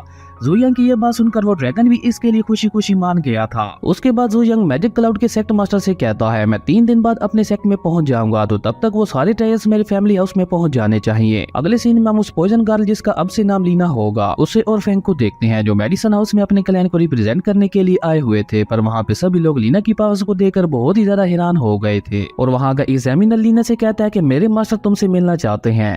ये सुनकर फैंग ने लीना को उसके साथ जाने के लिए कह दिया था। वहीं दूसरी तरफ जू यंग अपने क्लैन में वापस आ चुका था, जहाँ मैजिक क्लाउड क्लैन ने भी अपना प्रॉमिस पूरा कर दिया था और अब जू यंग का क्लैन पूरी तरह से चेंज हो गया था। तभी वहाँ पे एक बहुत ही पावरफुल एनर्जी रिलीज होती है जो कि लिंग जुई के रूम से आई थी। और ये देखकर जू यंग समझ गया था कि लिंग जुई नेक्स्ट रियल में ब्रेक थ्रू कर गई है। और तभी लिंग जुई वहाँ आते हुए मास्टर जू यंग से कहती है कि मास्टर बाकी सब कहाँ हैं। तो इस पे एक डिसेबल उन्हें बताता है कि लीना और फैंग मेडिसन हाउस में एक कंपटीशन के लिए गए हुए हैं। इतने में वहाँ पे एक बटरफ्लाई उड़ते हुए आकर जू यंग की फिंगर पे बैठ जाती है। अगले सीन में हम जू यंग को एक जंगल के अंदर देखते हैं, जहाँ 2 बहन भाई अपनी माँ को ठीक करने के लिए कुछ हर्ब्स को कलेक्ट कर रहे थे। ये देखकर जू यंग उनके हर्ब्स को लेते हुए उन्हें रिफाइन करके एक पिल में चेंज कर देता है। और वो उन दोनों बच्चों से कहता है तुम ये पिल अपनी माँ को खिला देना, वो बिल्कुल ठीक हो जाएंगी। पर जू यंग को उन दोनों बच्चों में खास एबिलिटी दिखती है, इसलिए वो उनसे कहता है तुम दोनों मुझे अपनी माँ के पास ले जाओ, मैं उन्हें ठीक कर दूंगा। ये सुनकर वो दोनों बच्चे बहुत ही ज्यादा खुश हो गए थे। वहीं दूसरी तरफ लिंग जुई ने उस बटरफ्लाई की मदद से लीना और फैंग को ढूंढ लिया था, जहाँ अल्केमी मास्टर उन दोनों पे अपनी मेडिकल पिल्स टेस्ट करता था। इस वजह से फैंग की हालत बहुत ही ज्यादा खराब हो गई थी और लिंग जुई उन दोनों को वहां से लेके जाती उससे पहले ही वहां पे एक मास्टर आ गया था और उसने एक फॉर्मेशन बनाते हुए लिंग जुई पे अटैक कर दिया था। लेकिन लिंग जुई ने उस फॉर्मेशन को बहुत ही इजीली डिस्ट्रॉय कर दिया था और ये देखकर वो मास्टर बहुत ही ज्यादा हैरान हो गया था। तभी लिंग जुई उसकी गर्दन पे अपनी सोड रखती हुई कहती है अपने सारे ट्रायल्स मेरे हवाले कर दो। अगले सीन में हम जू यंग को उन बच्चों के घर में देखते हैं, जहाँ जू यंग उनकी माँ को देखते ही समझ गया था कि इसे पोजन दिया गया है। ये देखकर जू यंग ने उस लेडी की बॉडी से उस पोजन को बाहर निकाल दिया था और वो उन बच्चों से कहता है जो पिल मैंने तुम्हें रिफाइन करके दी थी वो अपनी माँ को खिला दो। और उस पिल को खाते ही उस लेडी को होश आ गया था। ये देखकर जू यंग उससे कहता है कि अब इस पिल की वजह से अब आप 300-400 साल और जिंदा रह पाएंगी। ये सुनकर वो बच्चे बहुत ही ज्यादा खुश हो गए थे। उसके बाद जू यंग उस लेडी से कहता है कि इन दोनों बच्चों को मैं अपना डिसाइबल बनाना चाहता हूँ, जिसपे वो बच्चे और उनकी माँ खुशी खुशी इसके लिए मान गए थे। उसके बाद वो दोनों बच्चे जिनका नाम लू किंग और लू मिंग था, वो दोनों अपनी माँ और मास्टर जू यंग के लिए खाना तैयार करते हैं। और अभी वो लोग खाना खा ही रहे थे कि तभी मेडिकल विला का एक मास्टर अपने डिसेबल्स के साथ वहाँ आता है, लू मिंग और लू किंग को अपने साथ ले जाने के लिए, क्योंकि ये मास्टर उन दोनों को अपना डिसेबल बनाना चाहता था। इसलिए वो उन दोनों बच्चों को लालच देते हुए कहता है कि अगर तुम दोनों मुझे अपना मास्टर मान लेते हो तो मैं तुम्हारी माँ को बिल्कुल ठीक कर दूंगा। जिसपे वो दोनों बच्चे कहते हैं हमने ऑलरेडी अपना मास्टर चुन लिया है और उन्होंने हमारी माँ को भी ठीक कर दिया है। ये सुनकर वो मास्टर हैरान होते हुए कहता है नहीं, ऐसा नहीं हो सकता, तुम्हारी माँ की बॉडी के अंदर जो पॉइजन है उसे मेरे अलावा कोई भी ठीक नहीं कर सकता। उस ओल्ड मास्टर की ये बात सुनकर जू यंग बाहर आते हुए कहता है तुम्हारी बातों से तो ऐसा लग रहा है जैसे तुमने ही इन बच्चों की माँ को वो पॉइजन दिया था। ये सुनकर वो मास्टर एक पल के लिए घबरा गया था, जिसके बाद वो खुद पे काबू पाते हुए अपने डिसेबल से कहता है ये लोग ऐसे नहीं मानेंगे, इन्हें जबरदस्ती अपने साथ ले चलो। और जैसे ही वो लोग लू किंग और लू मिंग को पकड़ने के लिए आगे बढ़ते हैं तो जू यंग ने उन तीनों को अपने सिर्फ एक ही थप्पड़ में ढेर कर दिया था। उसके बाद जू यंग उन दोनों बच्चों को लेकर अपने सेक्ट में आ गया था और उन्हें अपने सेक्ट का यूनिफॉर्म भी देता है, जिसे पाकर वो दोनों बच्चे बहुत ही ज्यादा खुश हो गए थे। जिसके बाद जू यंग उन दोनों बच्चों को अल्केमी की ट्रेनिंग देने लगता है। तभी लिंग जुई फैंग और लीना के साथ वहाँ आते हुए मास्टर जू यंग को बताती है कि मेडिकल विलन ने आपके खिलाफ वारंट निकलवाया है। तभी फेंग एक आदमी को जुयांग के सामने फेंकते हुए कहता है, मास्टर यही वो आदमी है जिसने हमें फंसाया था। और जैसे ही वो आदमी अपना सर उठा के देखता है तो उसकी नजर लू किंग और लू मिंग पे जाती है, जहाँ उन दोनों के हाथों में हाई ग्रेड की मैजिकल पिल्स थी, जिन्हें देखकर तो वो आदमी पूरा पागल ही हो गया था। वो उन बच्चों के पास जाते हुए उनसे कहता है, जल्दी बताओ तुम्हें ये हाई ग्रेड की पिल्स कहाँ से मिली। लेकिन तभी जुयांग उस आदमी के ऊपर ग्रेविटी का प्रेशर बढ़ाते हुए उससे कहता है, मेरे डिसेबल्स को डराना बंद करो। जिसके बाद वो आदमी वहीं बेहोश हो गया था। और तभी जुयांग कहता है, चलो अब मेडिसन विला के उस हेड से भी मिल लेते हैं। अगले सीन में हम उन सभी को मेडिकल विला के अंदर देखते हैं, जहाँ सभी ने जुयांग को पहचान लिया था और वो सभी आपस में बातें करते हुए कहते हैं, ये तो वही लड़का है जिसके खिलाफ वारंट निकला था। उन लोगों की ये सारी बातें सुनकर फेंग उन लोगों से कहता है, तुम सब घबराओ मत, मेरे मास्टर तुम सबको यहाँ पे मारने के लिए नहीं आए। मेरे मास्टर बस तुम लोगों के साथ अल्केमी के कंपटीशन करना चाहते हैं, जिसमें अगर तुम्हारा मेडिकल विला जीत गया तो मेरे मास्टर तुम सबसे माफी मांगेंगे, पर अगर मेरे मास्टर जीत गए तो तुम सब हमारे अंडर काम करोगे। वो लोग अभी ये बातें कर ही रहे थे कि तभी वो ओल्ड मास्टर भागते हुए वहाँ आकर कहता है, नहीं यहाँ पे ऐसा कोई कंपटीशन नहीं होगा, क्योंकि अब वो मास्टर जुयांग से बहुत ही ज्यादा डर गया था। लेकिन तभी मेडिकल विला का एक एल्डर वहाँ आते हुए कहता है, नहीं ये कंपटीशन जरूर होगा, क्योंकि इससे हमारे डिसेबल्स को बहुत कुछ सीखने को मिलेगा। उसके बाद कंपटीशन स्टार्ट होता है, जहाँ मेडिकल विला के डिसेबल्स अपनी पूरी मेहनत के साथ पिल्स बनाने लगते हैं। लेकिन जुयांग ने अभी तक पिल्स को बनाना शुरू नहीं किया था, जो देखकर किसी को भी समझ नहीं आ रही थी कि आखिर जुयांग पिल्स रिफाइन क्यों नहीं कर रहा। तभी जुयांग मेडिसन विला के डिसेबल्स के पास जाकर उन्हें उनकी गलतियां बताने लगता है और जुयांग की बात मानकर उन सभी ने बहुत ही आसानी से सेकंड ग्रेड की पिल्स को रिफाइन कर लिया था, जो देखकर मेडिकल विला का एल्डर बहुत ही ज्यादा हैरान हो गया था। और वो अपने मन में कहता है, ये पर्सन तो बहुत ही ज्यादा पावरफुल लगता है, क्योंकि अल्केमी की ऐसी टेक्निक्स तो मैं भी नहीं जानता। और ये सब सोचते हुए वो एल्डर जुयांग के पास जाकर कहता है, मास्टर प्लीज आप मुझे अपना डिसेबल बना ले, मैं आपके अंडर काम करना चाहता हूँ, क्योंकि आपकी अल्केमी टेक्निक्स के सामने मेरी टेक्निक्स कुछ भी नहीं है। अगले सीन में हम एक जनरल को देखते हैं जो अपने गार्ड्स के साथ ट्रेनिंग करते हुए उन्हें बुरी तरह से मार रहा था। तभी वहाँ पे एक पर्सन आकर जनरल लू को मैजिक क्लाउड सेट के टियान सेट के सामने सरेंडर करने के बारे में बताता है और उससे कहता है, टियान सेट दिन ब दिन बहुत ज्यादा पावरफुल होता जा रहा है और अगर ऐसे ही चलता रहा तो टियान सेट का मास्टर बहुत जल्द आपकी पोजीशन भी आपसे छीन लेगा। जिस पे जनरल लू गुस्सा करते हुए उस आदमी को, जो कि एक प्रिंस था, उससे कहता है, प्रिंस जाओ, क्या तुमने मुझे बेवकूफ समझ रखा है? मैं खुद टियान सेट के बारे में पता लगाऊंगा और उसके बाद ही मैं उस सेट का कुछ करूंगा। और ये कहते हुए जनरल लू वहाँ से जाने लगता है, जो देखकर प्रिंस जाओ के फेस पे केवल स्माइल आ गई थी। अगले सीन में हम जनरल लू को देखते हैं जो टियान सेट के गेट पे लात मारते हुए अंदर आता है, जहाँ फेंग और बाकी सब अपनी ट्रेनिंग कर रहे थे। ये देखकर जनरल लू उनसे कहता है, अपने सेक्ट मास्टर को बुलाओ, मैं उससे कुछ पूछना चाहता हूँ। ये सुनकर जुयांग जो एक चेयर पे बैठा था वो जनरल लू को आगे आने के लिए कहता है, पर जनरल लू को ये बात अपनी बेइज्जती की तरह लगती है, इसलिए उसने अपने स्पीयर में स्पिरिचुअल पावर को ट्रांसफर करते हुए जुयांग पे अटैक कर दिया था। पर जुयांग ने उसके अटैक को अपनी सिर्फ एक ही फिंगर से रोक लिया था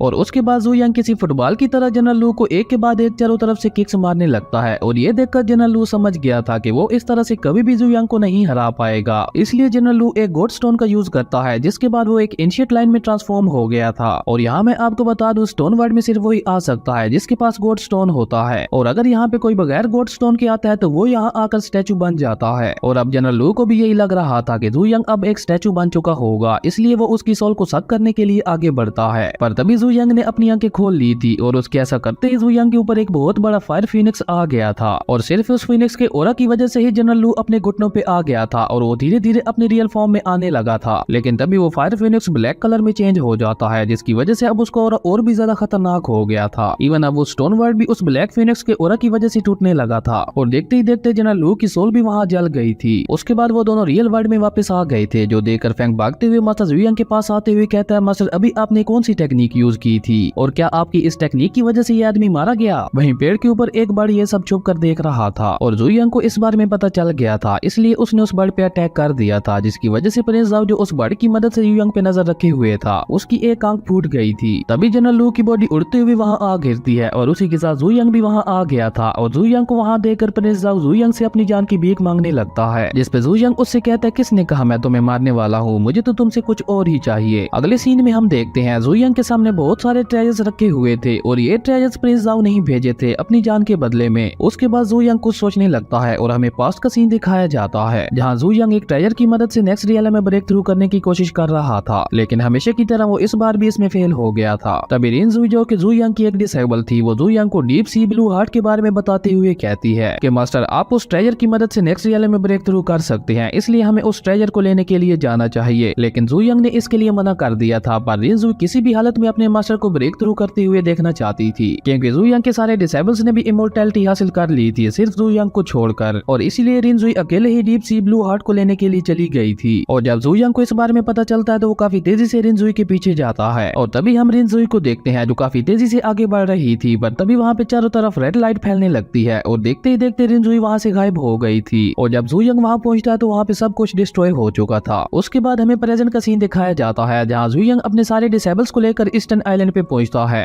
जहाँ जुयांग ने उन सबको भी रिनजुई के बारे में बता दिया था। अगले सीन में हम जुयांग और लिंगजुई को ब्लू स्वॉर्ड सेक्ट के अंदर देखते हैं जो कि रिनजुई का ही सेक्ट था। वहाँ पे जुयांग को एक मैप मिलता है जिसका पीछा करते हुए वो लोग ब्लू स्वॉर्ड सेक्ट की कोर्ट यार्ड में पहुंच जाते हैं, जहाँ नीचे एक बहुत ही खतरनाक स्पिरिट बीस्ट था। ये देखकर जुयांग उस बीस्ट का सामना करने के लिए एक बहुत बड़ा होल बनाकर नीचे चला जाता है, जहाँ पे एक बहुत बड़ी जेलीफिश बीस्ट ने उस पर अटैक कर दिया था, पर जुयांग को उसके अटैक से कोई भी फर्क नहीं पड़ रहा था। तभी जुयांग उस जेलीफिश बीस्ट को रिनजुई का हेयर क्लिप दिखाता है, जिसे देखकर वो बीस्ट बिल्कुल शांत हो गया था, क्योंकि रिनजुई ने इस बीस्ट को बताया था कि एक दिन एक पर्सन आएगा जो तुम्हें मेरा हेयर क्लिप दिखाएगा, वो मेरा मास्टर होगा और तुम्हें उसकी हर बात माननी होगी। और ये सब याद आते ही वो बीस्ट एक मैप निकाल कर जुयांग को देता है, जिसके बाद जुयांग ने उस बीस्ट और ब्लू सेक्ट को अपने टियान सेक्ट में ले लिया था। उसके बाद जुयांग और लिंगजुई उस मैप की मदद से डीप सी ब्लू हार्ट को ढूंढने के लिए जाते हैं, जहाँ पे दो लड़के लिंगजुई को एक की रिफाइनिंग कल्टीवेटर के साथ देखकर छेड़ने लगते हैं। ये देखकर जुयांग लिंगजुई को इशारा करता है, जिसके बाद लिंगजुई ने अपनी सोर्स से एक बहुत ही पावरफुल अटैक करके उनमें से एक लड़के को मार दिया था। ये देखकर वो दूसरा लड़का वहाँ से भागने लगता है, पर तभी जाओ पिंग नाम के एक आदमी ने उस लड़के को भी मार दिया था। जिसके बाद वो जुयांग और लिंगजुई से कहता है, मुझे पता है तुम दोनों यहाँ पे सी ट्रायर की तलाश में आए हो, तो अगर तुम दोनों को कोई प्रॉब्लम ना हो तो क्या मैं भी तुम्हारे साथ चल सकता हूँ। जिसपे जुयांग भी इसके लिए मान गया था। उसके बाद वो तीनों वहाँ से आगे बढ़ते हैं, जहाँ थोड़ा आगे जाने के बाद ही उन्हें वहाँ पे एक ओल्ड मैन दिखता है जो वहाँ पे स्पिरिचुअल फिश बनाकर खा रहा था। वो ओल्ड मैन उन लोगों को वहाँ देखकर अपनी फिश उठाते हुए कहता है, चले जाओ यहाँ से, मैं तुम्हें अपनी ये टेस्टी फिश नहीं देने वाला। जिसपे जुयांग उस ओल्ड मैन से कहता है, क्या वाकई ये स्पिरिचुअल फिश इतनी ज्यादा टेस्टी है। और ये कहकर जुयांग एक मीट के बड़े से टुकड़े को बाहर निकालता है, जिसके बाद जुयांग उस मीट में 10,000 साल पुराने मसाले डालते हुए उस मीट को अपनी हेवनली फायर से पकाने लगता है। और अब उस मीट को देखकर उस ओल्ड मैन के मुंह में भी पानी आ गया था। ये देखकर जुयांग उस मीट के कुछ हिस्से करते हुए उस ओल्ड मैन को भी मीट का एक टुकड़ा देता है, और इस वजह से वो ओल्ड मैन जुयांग से बहुत ही ज्यादा इंप्रेस हो गया था। और उसके बाद वो वहीं उस मीट को खाते हुए बातें करने लगते हैं। वो सब अभी बातें कर ही रहे थे कि तभी वहाँ पे एक आइलैंड अपीयर होता है, जिसे देखकर डीप सी हार्ट को पाने के लिए आए हुए सारे कल्टीवेटर्स काफी तेजी से उस तरफ बढ़ने लगते हैं, और वो सब उस डीप ब्लू सी हार्ट के लिए आपस में लड़ने लगते हैं, जिसकी वजह से वहाँ पे काफी सारे लोग मारे गए थे। उसके बाद जुयांग और बाकी सब भी उस आइलैंड की तरफ आगे बढ़ते हैं, जहाँ दो लोग उनका रास्ता रोक लेते हैं। ये देखकर वो ओल्ड मैन जिसका नाम होंग टियान था, वो अपने स्पिरिचुअल पंख का यूज करते हुए उनमें से एक आदमी को मार देता है, पर वो दूसरे आदमी को नहीं रोक पाता, और उसको रोकते हुए उसका स्पिरिचुअल पंख भी डिस्ट्रॉय हो गया था। और इस मौके का फायदा उठाकर उस आदमी ने होंग टियान पे अपनी स्पीयर से अटैक कर दिया था, पर जुयांग ने बीच में आते हुए उस स्पीयर को अपनी 2 उंगली से पकड़कर डिस्ट्रॉय कर दिया था, और वो आदमी सिर्फ जुयांग के और प्रेशर की वजह से ही वहीं मारा गया था। ये देखकर होंग टियान और जाओ पिंग दोनों बहुत ही ज्यादा हैरान हो गए थे, क्योंकि उन्हें लग रहा था कि जुयांग तो बस एक नॉर्मल की रिफाइनर का कल्टीवेटर होगा। उसके बाद जुयांग उन सबको वहीं रुकने का कहकर उस टोर्नेडो से होते हुए नीचे जाता है, जहाँ आगे बढ़ते हुए उसे एक जगह पे रिनजुई दिखती है, जिसे देखकर जुयांग बहुत ही ज्यादा खुश हो गया था, पर जैसे ही वो रिनजुई को टच करता है वो वहाँ से डिसअपीयर हो जाती है। और ये देखकर जुयांग को पता चल गया था कि रिनजुई मारी गई है, इसलिए उसे बहुत ही ज्यादा गुस्सा आता है, जिसकी वजह से जुयांग को ऑरा रिलीज होने लगा था। और तभी उसे वहाँ पे एक फॉर्मेशन दिखती है, जिसके अंदर रिनजुई ने डीप सी ब्लू हार्ट को रखा था। उस डीप सी ब्लू हार्ट को टच करते ही जुयांग को पता चल गया था कि रिनजुई की सोल इसके अंदर मौजूद है। वहीं दूसरी तरफ एक पर्सन ने लिंगजुई पे अटैक करके उसे बेहोश कर दिया था, और तभी वहाँ पे जुयांग भी आ गया था, जिसको देखते हुए वो पर्सन कहता है, अगर तुम इस लड़की को वापस लेना चाहते हो तो उस डीप सी ब्लू हार्ट को लेकर हमारे डेवल सी क्लैन में आ जाना। और ये कहकर वो पर्सन काफी तेजी से वहाँ से चला गया था, और उसके पीछे पीछे होंग टियान भी लिंगजुई को बचाने के लिए चला गया था, पर क्योंकि जुयांग उड़ नहीं सकता था इसलिए वो भी अपनी फ्लाइंग शिप से डेवल सी क्लैन की तरफ बढ़ गया था। अगले सीन में हम होंग टियान और जाओ पिंग को देखते हैं, जो उड़ते हुए डेवल सी क्लैन में पहुंच गए थे,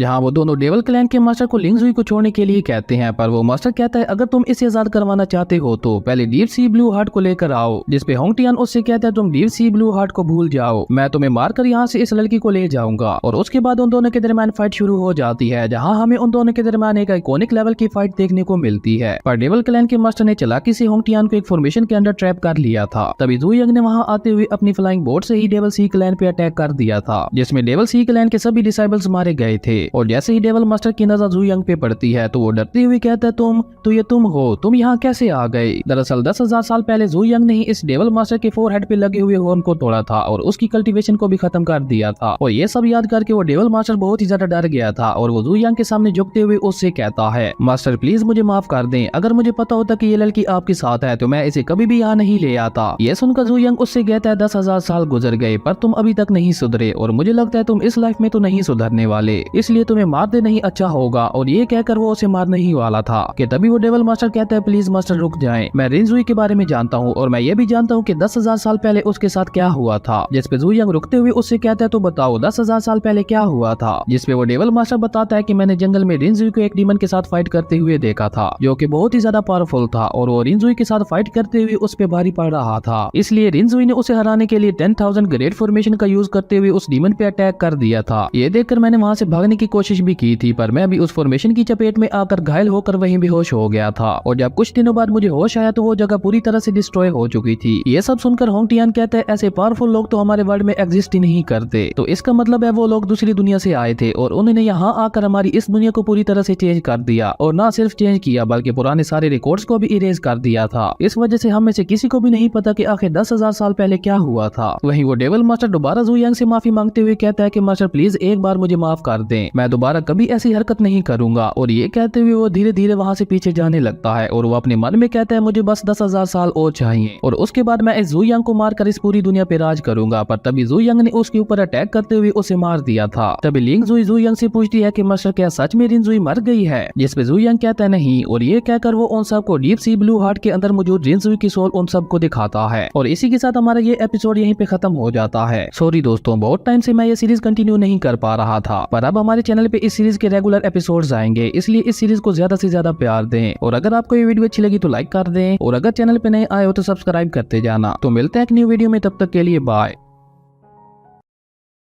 हेलो दोस्तों, welcome back to our channel. तो जैसा कि हमने पिछले एपिसोड में देखा था जू यंग ने डेविल सी क्लैन के मास्टर को मार दिया था और यहीं से नेक्स्ट एपिसोड की शुरुआत होती है और उस डेविल मास्टर को मारने के बाद जू यंग और बाकी सब डेविल सी क्लैन के ट्रायल हाउस के अंदर आते हैं जहां डेविल मास्टर ने सबको लूटकर बहुत ज्यादा ट्रायल्स इकट्ठे कर रखे थे और उन सारे ट्रायल्स को देखते हुए लिंग जुई कहती है इस स्टोरी रिंग की स्पेस बहुत ही ज्यादा कम है, काश मेरे पास कोई ऐसी स्टोरी रिंग होती जिसमें मैं इन सारे ट्रायल्स को एक ही बार में रख लेती। और ये कहकर लिंग जुई वहाँ पे मौजूद सारे ट्रायल्स को एक एक करके अपनी स्टोरी रिंग में रखने लगती है, जो देखकर होंग टियान कहता है लगता है इस छोटी लड़की के पास ट्रायल्स को कलेक्ट करने की कोई खास स्किल है जिसकी वजह से ये सारे ट्रायल्स को जल्दी जल्दी कलेक्ट कर पा रही है। वहीं दूसरी तरफ जू यंग उस ट्रायल हाउस में आगे बढ़ते हुए कहता है उस डेविल मास्टर ने पिछले 10,000 सालों में वाकई बहुत ज्यादा ट्रायल्स इकट्ठे कर लिए। और तभी जू यंग को उस ट्रायल हाउस के सेंटर में किसी पावरफुल ट्रायल का ऑरा महसूस होता है, जिसके बाद जू यंग उस ट्रायल हाउस के सेंटर में जाते हुए उस जगह में अपनी स्पिरिचुअल पावर को ट्रांसफर करने लगता है। और ये देखकर जाओ पिंग और होंग टियान भी जू यंग के पास आ गए थे। और तभी उस जगह से एक मैप बाहर आता है जिसमें एक डेमोनिक कल्टीवेशन टेक्निक लिखी हुई थी, जिसको देखते हुए जाओ पिंग कहता है ये टेक्निक तो बहुत ही ज्यादा खतरनाक लग रही है। जिसपे होंग टियान कहता है भले ये टेक्निक खतरनाक है पर यह है बहुत ज्यादा अमेजिंग, क्योंकि इस टेक्निक का यूज करते हुए कल्टीवेटर अपनी सोल की इंजरीज तक को भी हील कर सकता है। पर इसमें कोई शक नहीं, इस टेक्निक में यूज होने वाला मेथड बहुत ही ज्यादा इवल है, क्योंकि इस टेक्निक में लिंक ब्लड की जरूरत होती है और हम में से कोई भी लिंक ब्लड का यूज नहीं करना चाहेगा। ऐसा सिर्फ डेविल क्लैन के लोग ही कर सकते हैं। और इस वर्ल्ड में जो कल्टीवेशन पाथ एग्जिस्ट करता है वो इस कल्टीवेशन पाथ से बिल्कुल डिफरेंट है और ये टेक्निक इस वर्ल्ड में एग्जिस्ट ही नहीं करती। इसलिए मुझे लगता है जिन लोगों ने रिनजुई को मारा था ये टेक्निक भी उन लोगों में से किसी की होगी जो कि डेविल मास्टर को वहाँ पे मिली होगी और उसने इस टेक्निक को चुरा लिया होगा अपने फायदे के लिए। जिसपे जू यंग कहता है उसने न सिर्फ इस टेक्निक को चुराया था बल्कि वो इसको कल्टीवेट भी कर रहा था। तभी लिंग जुई वहाँ पे भागते हुए आकर जू यंग से कहती है मास्टर मुझे वहाँ पे कुछ मिला है, यहाँ पे सिर्फ ट्रायल्स ही नहीं बल्कि बहुत सारे स्पिरिचुअल बीस्ट भी मौजूद है, तो क्यों ना हम उन स्पिरिचुअल बीस्ट को भी पकड़ लें। अब ये सुनकर होंग टियान के मुंह में भी पानी आ गया था और वो कहता है हाँ जल्दी चलो, हमें जल्द से जल्द उन स्पिरिचुअल बीस्ट को पकड़ना होगा। उसके बाद वो सभी उन स्पिरिचुअल बीस्ट को पकड़ने के लिए जाने लगते हैं और ये देखकर होंग टियान कहता है मुझे लगता है मेरी किस्मत आज मुझ पे कुछ ज्यादा ही मेहरबान है। उसके बाद हमें थोड़ी देर बाद का सीन दिखाया जाता है जहाँ जू यंग और बाकी सब फायर जलाकर उसके चारों तरफ बैठे हुए थे और वो सभी आपस में बातें करते हुए उन स्पिरिचुअल बीस्ट का मीट भी खा रहे थे, जहाँ होंग टियान अब तक बहुत सारा मीट खा चुका था। और वो एक और मीट का टुकड़ा उठाते हुए जू यंग से कहता है मास्टर जू यंग आपका बहुत बहुत शुक्रिया हमें ऐसा टेस्टी मीट खिलाने के लिए। और ये कहकर होंग टियान उस मीट के टुकड़े को भी जल्दी जल्दी खाने लगता है, जो देखकर लिंग जुई उससे कहती है सीनियर आप बेशक आराम से खाएं, अभी बहुत ज्यादा मीट बचा हुआ है। तभी जू यंग जाओ पेंग से पूछता है कि तुम्हारी वाइफ को असल में क्या बीमारी है, जिसपे जाओ पेंग उदास होते हुए कहता है एक्चुअली मेरी वाइफ की फिजिकल बॉडी खत्म हो चुकी है और अभी बस उसकी सोल ही बची है, जिसको अब तक मैंने अपनी स्पिरिचुअल पावर की मदद से बचा रखा है, पर अभी तक मुझे उस उसको बचाने का कोई भी रास्ता नहीं मिला और अब बस उसके पास हाफ मंथ ही बचा है, क्योंकि हाफ मंथ के बाद मेरी वाइफ की सोल डिसअपियर हो जाएगी। जाओ पेंग की ये बात सुनकर जू यंग अपने मन में कहता है, मुझे कहीं से भी जाओ पेंग की वाइफ कोई नॉर्मल लड़की नहीं लग रही। जाओ पेंग के मुताबिक उसकी वाइफ की बॉडी मर चुकी है, जबकि उसकी सोल अभी तक भी जिंदा है। ऐसा कोई भी नॉर्मल कल्टीवेटर नहीं कर सकता, इसलिए मुझे लगता है जरूर उसके अंदर कोई खास पावर होगी। तभी जू यंग खड़े होते हुए उन लोगों से कहता है, चलो अब हमें चलना चाहिए। जिसपे होंग टियान कहता है, पर अब हम कहाँ जाने वाले हैं? जिसपे जू यंग कहता है, अब जाओ पेंग की वाइफ को ठीक करने का वक्त आ गया है। अगले सीन में हम उन सबको फ्लाइंग बोर्ड से जाओ पेंग के होम टाउन की तरफ जाते हुए देखते हैं, जहाँ होंग टियान जू यंग के पास आकर उससे कहता है, ब्रदर जू यंग, आप लिंग जुई को वहाँ पे अकेला छोड़कर आ गए, क्या वो अकेले डेविल सी क्लैन के सारे ट्रायल्स को कलेक्ट कर पाएगी? मुझे तो लगता है वो अकेली ऐसा नहीं कर पाएगी, क्योंकि वहाँ पे बहुत सारे ट्रायल्स थे। ये सुनकर जू यंग होंग टियान से कहता है, आप परेशान ना हो, लिंग जुई मेरी ट्रू डिसाइबल है और वो ऐसे छोटे मोटे काम अकेले कर सकती है। तभी जाओ पेंग भी जू यंग के पास आते हुए उससे कहता है, ब्रदर जू, मैं अभी भी आपसे एक सवाल पूछना चाहता हूँ, आप इतना यकीन के साथ कैसे कह सकते हैं कि आप मेरी वाइफ की बीमारी को ठीक कर लेंगे? जिसपे होंग टियान जाओ पेंग के कंधे पे हाथ रखते हुए उससे कहता है, जाओ पेंग तुम परेशान ना हो, जब ब्रदर जू ने तुमसे प्रॉमिस किया है कि वो तुम्हारी वाइफ को ठीक कर देंगे, तो फिर मुझे पूरा यकीन है कि वो तुम्हारी वाइफ को बिल्कुल ठीक कर देंगे। इसलिए अब तुम अपने जज्बातों को काबू में रखकर खुद को शांत करो। उसके बाद वो तीनों इसी तरह अपने सफर में आगे बढ़ने लगते हैं और देखते ही देखते वो तीनों जाओ पेंग के होम टाउन में पहुंच चुके थे। और जैसे ही जू यंग वहाँ पे अपना पहला कदम रखता है तो जू यंग को एहसास हो जाता है कि यहाँ पे कोई प्योर फेरी मौजूद है। और जैसे ही वो तीनों वहाँ से थोड़ा आगे बढ़ते हैं तो वहाँ की हालत देखकर जाओ पेंग जल्दी से आगे बढ़ते हुए इधर उधर देखने लगता है, क्योंकि वो पूरी जगह तहस नहस हो गई थी और देखने से ऐसा लग रहा था यहाँ पे लुटेरों के ग्रुप ने लूट मचाई थी, क्योंकि वहाँ पे हर चीज इधर उधर बिखरी हुई थी। ये सब देखकर जाओ पेंग परेशान होते हुए कहता है, ये सब क्या हो गया? और ये कहते हुए जू पेंग वहाँ पे अपनी वाइफ जिसका नाम शूनियान था उसको आवाज देते हुए बुलाने लगता है और वो काफी तेजी से मूव करते हुए वहाँ पे अपनी वाइफ को ढूंढने लगता है। ये देखकर होंग टियान जू यंग से कहता है, ये ईस्टर्न सिटी है और यहाँ पे इवल कल्टीवेटर्स आए दिन रॉबरी करते रहते हैं और इस जगह को देखते हुए मुझे लगता है ये काम भी उन्हीं इवल कल्टीवेटर्स का होगा। जिसपे जू यंग कहता है, इस जगह को देखते हुए ये रॉबरी से कुछ ज्यादा ही लग रहा है। और इसी तरह वो दोनों भी आपस में बातें करते हुए वहाँ से आगे बढ़ते हैं, पर उन दोनों को भी वहाँ पे कोई एक आदमी भी नहीं दिखता। और उसके बाद वो दोनों भी जाओ पेंग के पीछे पीछे उसके घर में आ गए थे, जहाँ जाओ पेंग रोते हुए कह रहा था कि शूनियान डिसअपियर हो गई। पर अगर शूनियान डिसअपियर हो गई है तो यहाँ पे मौजूद बाकी लोग कहाँ गए? यहाँ पे जरूर कुछ न कुछ तो गड़बड़ है। और ये कहकर जाओ पेंग ने अपना सर पकड़ लिया था, जो देखकर होंग टियान उससे कहता है, ब्रदर जाओ तुम ठीक तो हो ना? और तभी जू यंग को वहाँ पे फेटल की कंडेंस सिल्क दिखता है, जिसे देखकर जू यंग को एहसास हो गया था कि जरूर यहाँ पे कोई न कोई मौजूद है। तभी जू यंग उस घर की छत पे अपनी फिंगर से अटैक करता है, जिसकी वजह से वहाँ पे एक बहुत बड़ा ब्लास्ट होता है और इसकी चपेट में वहाँ पे मौजूद कुछ डेवल कल्टीवेटर्स भी आ गए थे, पर उनमें से एक डेवल कल्टीवेटर बच गया था जो वहाँ से भागने की कोशिश करता है। ये देखकर जाओ पेंग और होंग टियान काफी तेजी से उसके पीछे जाते हुए उसका पीछा करने लगते हैं और थोड़ी दूर जाने के बाद वो डेवल कल्टीवेटर एक जगह पे जाके रुक गया था, जहाँ पे जाओ पेंग और होंग टियान ने उसको दोनों तरफ से घेर लिया था। और ये देखकर होंग टियान उससे कहता है, अब भाग के दिखाओ। और जाओ पेंग उससे कहता है, जरूर तुमने ही मेरी वाइफ शूनियान को ट्रैप किया होगा, जल्दी बताओ शूनियान कहाँ है? ये सुनकर वो डेवल कल्टीवेटर अपने मन में कहता है, अभी इन दोनों ने वहाँ पे एक बहुत ही पावरफुल ब्लास्ट किया जिसमें मेरे सारे साथी मारे गए और इन दोनों को देखते हुए मुझे लगता है इन दोनों का कल्टीवेशन लेवल मेरे बराबर है। तभी जाओ पेंग उस डेवल कल्टीवेटर पे अटैक करते हुए कहता है, जल्दी बताओ मेरी वाइफ कहाँ है? पर उस डेवल कल्टीवेटर ने जाओ पेंग के अटैक को बहुत ही इजीली रोक लिया था और उसके बाद वो अपनी सोर्ड से जाओ पेंग पे अटैक करने लगा था, पर जाओ पेंग भी उसके अटैक से बचते हुए ऊपर आसमान में उठ गया था। और उसके बाद उसने अपनी फ्लूट को बजाते हुए स्पिरिचुअल स्पीयर से उस डेवल कल्टीवेटर पे अटैक कर दिया था, जिसे रोकने के लिए उस डेवल कल्टीवेटर ने अपने चारों तरफ एक शील्ड लगा ली थी, जिससे वहाँ पे एक बहुत बड़ा ब्लास्ट होता है। तभी जू यंग भी वहाँ पहुँच गया था, जो उस डेवल कल्टीवेटर को देखते हुए कहता है, नहीं इस पर्सन का ऑरा तो बहुत ही ज्यादा वीक है, वो प्योर ऑरा इसका नहीं था। और जैसे ही जाओ पेंग अपने अटैक को रोकता है तो वो डेवल कल्टीवेटर वहाँ से गायब हो चुका था। ये देखकर जाओ पेंग इधर उधर देखते हुए कहता है कि आखिर वो डेवल कल्टीवेटर कहाँ गया? तभी उस डेवल कल्टीवेटर ने ऊपर से आते हुए एक बहुत ही पावरफुल पंच जाओ पेंग को मार दिया था, जिससे जाओ पेंग उड़ते हुए नीचे आ गिरता है और उसकी हालत बहुत ही ज्यादा खराब हो गई थी। ये देखकर होंग टियान ने आगे आते हुए अपने स्पिरिचुअल पंख से उस डेवल कल्टीवेटर पे अटैक कर दिया था, जिससे वो डेवल कल्टीवेटर किसी तरह से बच गया था। ये देखकर होंग टियान कहता है, ओ तो तुम युआन शिंगरी एलम के अर्ली स्टेज के कल्टीवेटर हो, तो क्यों ना अब तुम मुझे अपनी स्किल्स दिखाओ, मैं देखना चाहता हूँ तुम में कितना दम है। होंग टियान की यह बात सुनकर वो डेवल कल्टीवेटर अपना ऑरा रिलीज करते हुए ब्लैक डेथ मिरर को बाहर निकालता है और उस डेवल कल्टीवेटर ने उस ब्लैक डेथ मिरर की मदद से होंग टियान और जाओ पेंग को उस मिरर के अंदर कैद कर लिया था। वहीं जू यंग जो ये सब होते हुए देख रहा था, वो कहता है, इस एवल डेथ मिरर में तो प्योर एवल एनर्जी मौजूद है, ये मिरर तो वाकई बहुत अच्छा ट्रेजर है। और तभी उस डेवल कल्टीवेटर की नजर जू यंग पे पड़ती है, जिसको देखकर वो डेवल कल्टीवेटर हंसते हुए कहता है, ओ तो यहाँ पे की रिफाइनिंग स्टेज का कल्टीवेटर भी मौजूद है, कोई बात नहीं, मैं तुम्हें भी तुम्हारे दोस्तों के पास भेज भेज देता हूँ। और ये कहकर उसने जू यंग को भी उस मिरर के अंदर ट्रैप कर लिया था और जू यंग भी चुपचाप उस मिरर के अंदर चला गया था। वही मिरर के अंदर होंग टियान और जाओ पेंग पूरी तरह से बर्फ में जम चुके थे और वो दोनों वहाँ पे अपनी स्पिरिचुअल पावर का भी यूज नहीं कर पा रहे थे। तभी जाओ पेंग होंग टियान से कहता है, अब हम यहाँ से कैसे बाहर निकलेंगे, यहाँ पे तुम्हारी स्पिरिचुअल पावर भी काम नहीं कर रही। जिसपे होंग टियान जाओ पेंग से कहता है, तुम परेशान ना हो, ब्रदर जू हमें यहाँ से आजाद करवा लेगा। और वो दोनों अभी बातें कर ही रहे थे कि जू यंग भी वहाँ पे आ जाता है, जहाँ पे जू यंग के चारों तरफ से गोल्डन ओरा निकल रहा था और उसकी पावर्स यहाँ पे भी काम कर रही थी, क्योंकि ऐसे छोटे मोटे ट्रायल्स जू यंग का कुछ नहीं बिगाड़ सकते थे। तभी जू यंग को वहाँ देखकर वो दोनों शौक होते हुए कहते हैं, ब्रदर जू आप यहाँ कैसे फंस गए। ये सुनकर जू यंग ने उनकी बात का कोई जवाब दिए बगैर उन दोनों को आजाद करवा दिया था। और जू यंग उस मिरर के स्पेस को देखते हुए कहता है, ये मेरा तो वाकई बहुत ज्यादा अच्छा है, इसमें तो हम बहुत सारे ट्रायल्स एक साथ रख सकते हैं और उसी के साथ ये मिरर सेल्फ डिफेंस के लिए भी बहुत अच्छा है। ये मिरर लिंग जू को बहुत ज्यादा पसंद आएगा। तभी जाओ पेंग जू यंग से कहता है, ब्रदर जू हम यहाँ पे ट्रैप हो गए हैं, तो अब हम क्या करें। तभी होंग टियान को सोचते हुए कहता है, ब्रदर जू आप यहाँ पे कैसे ट्रैप हो गए। जिसपे जाओ पेंग होंग टियान का मजाक उड़ाते हुए उससे कहता है, तुम तो कह रहे थे ब्रदर जू हम दोनों को यहाँ से आजाद करवा लेंगे, पर वो तो खुद ही हमारे साथ यहाँ ट्रैप हो गए। जाओ पेंग की ये बात सुनकर होंग टियान कहता है, मुझे लगता है ब्रदर जू यहाँ पे जानबूझकर ट्रैप हुए हैं। ये सुनकर जाओ पेंग जू यंग से कहता है, अब हम आगे क्या करने वाले हैं। जिसपे जू यंग कहता है, जैसे मैं हर बार करता हूँ, मैं उन सबको डिस्ट्रॉय करने वाला हूँ। और इसी के साथ हमारी ये एपिसोड यहीं पे खत्म हो जाता है। अगर आपको ये वीडियो अच्छी लगी तो लाइक कर दें और अगर चैनल पे नए आए हो तो सब्सक्राइब करते जाना। तो मिलते हैं एक न्यू वीडियो में, तब तक के लिए बाय।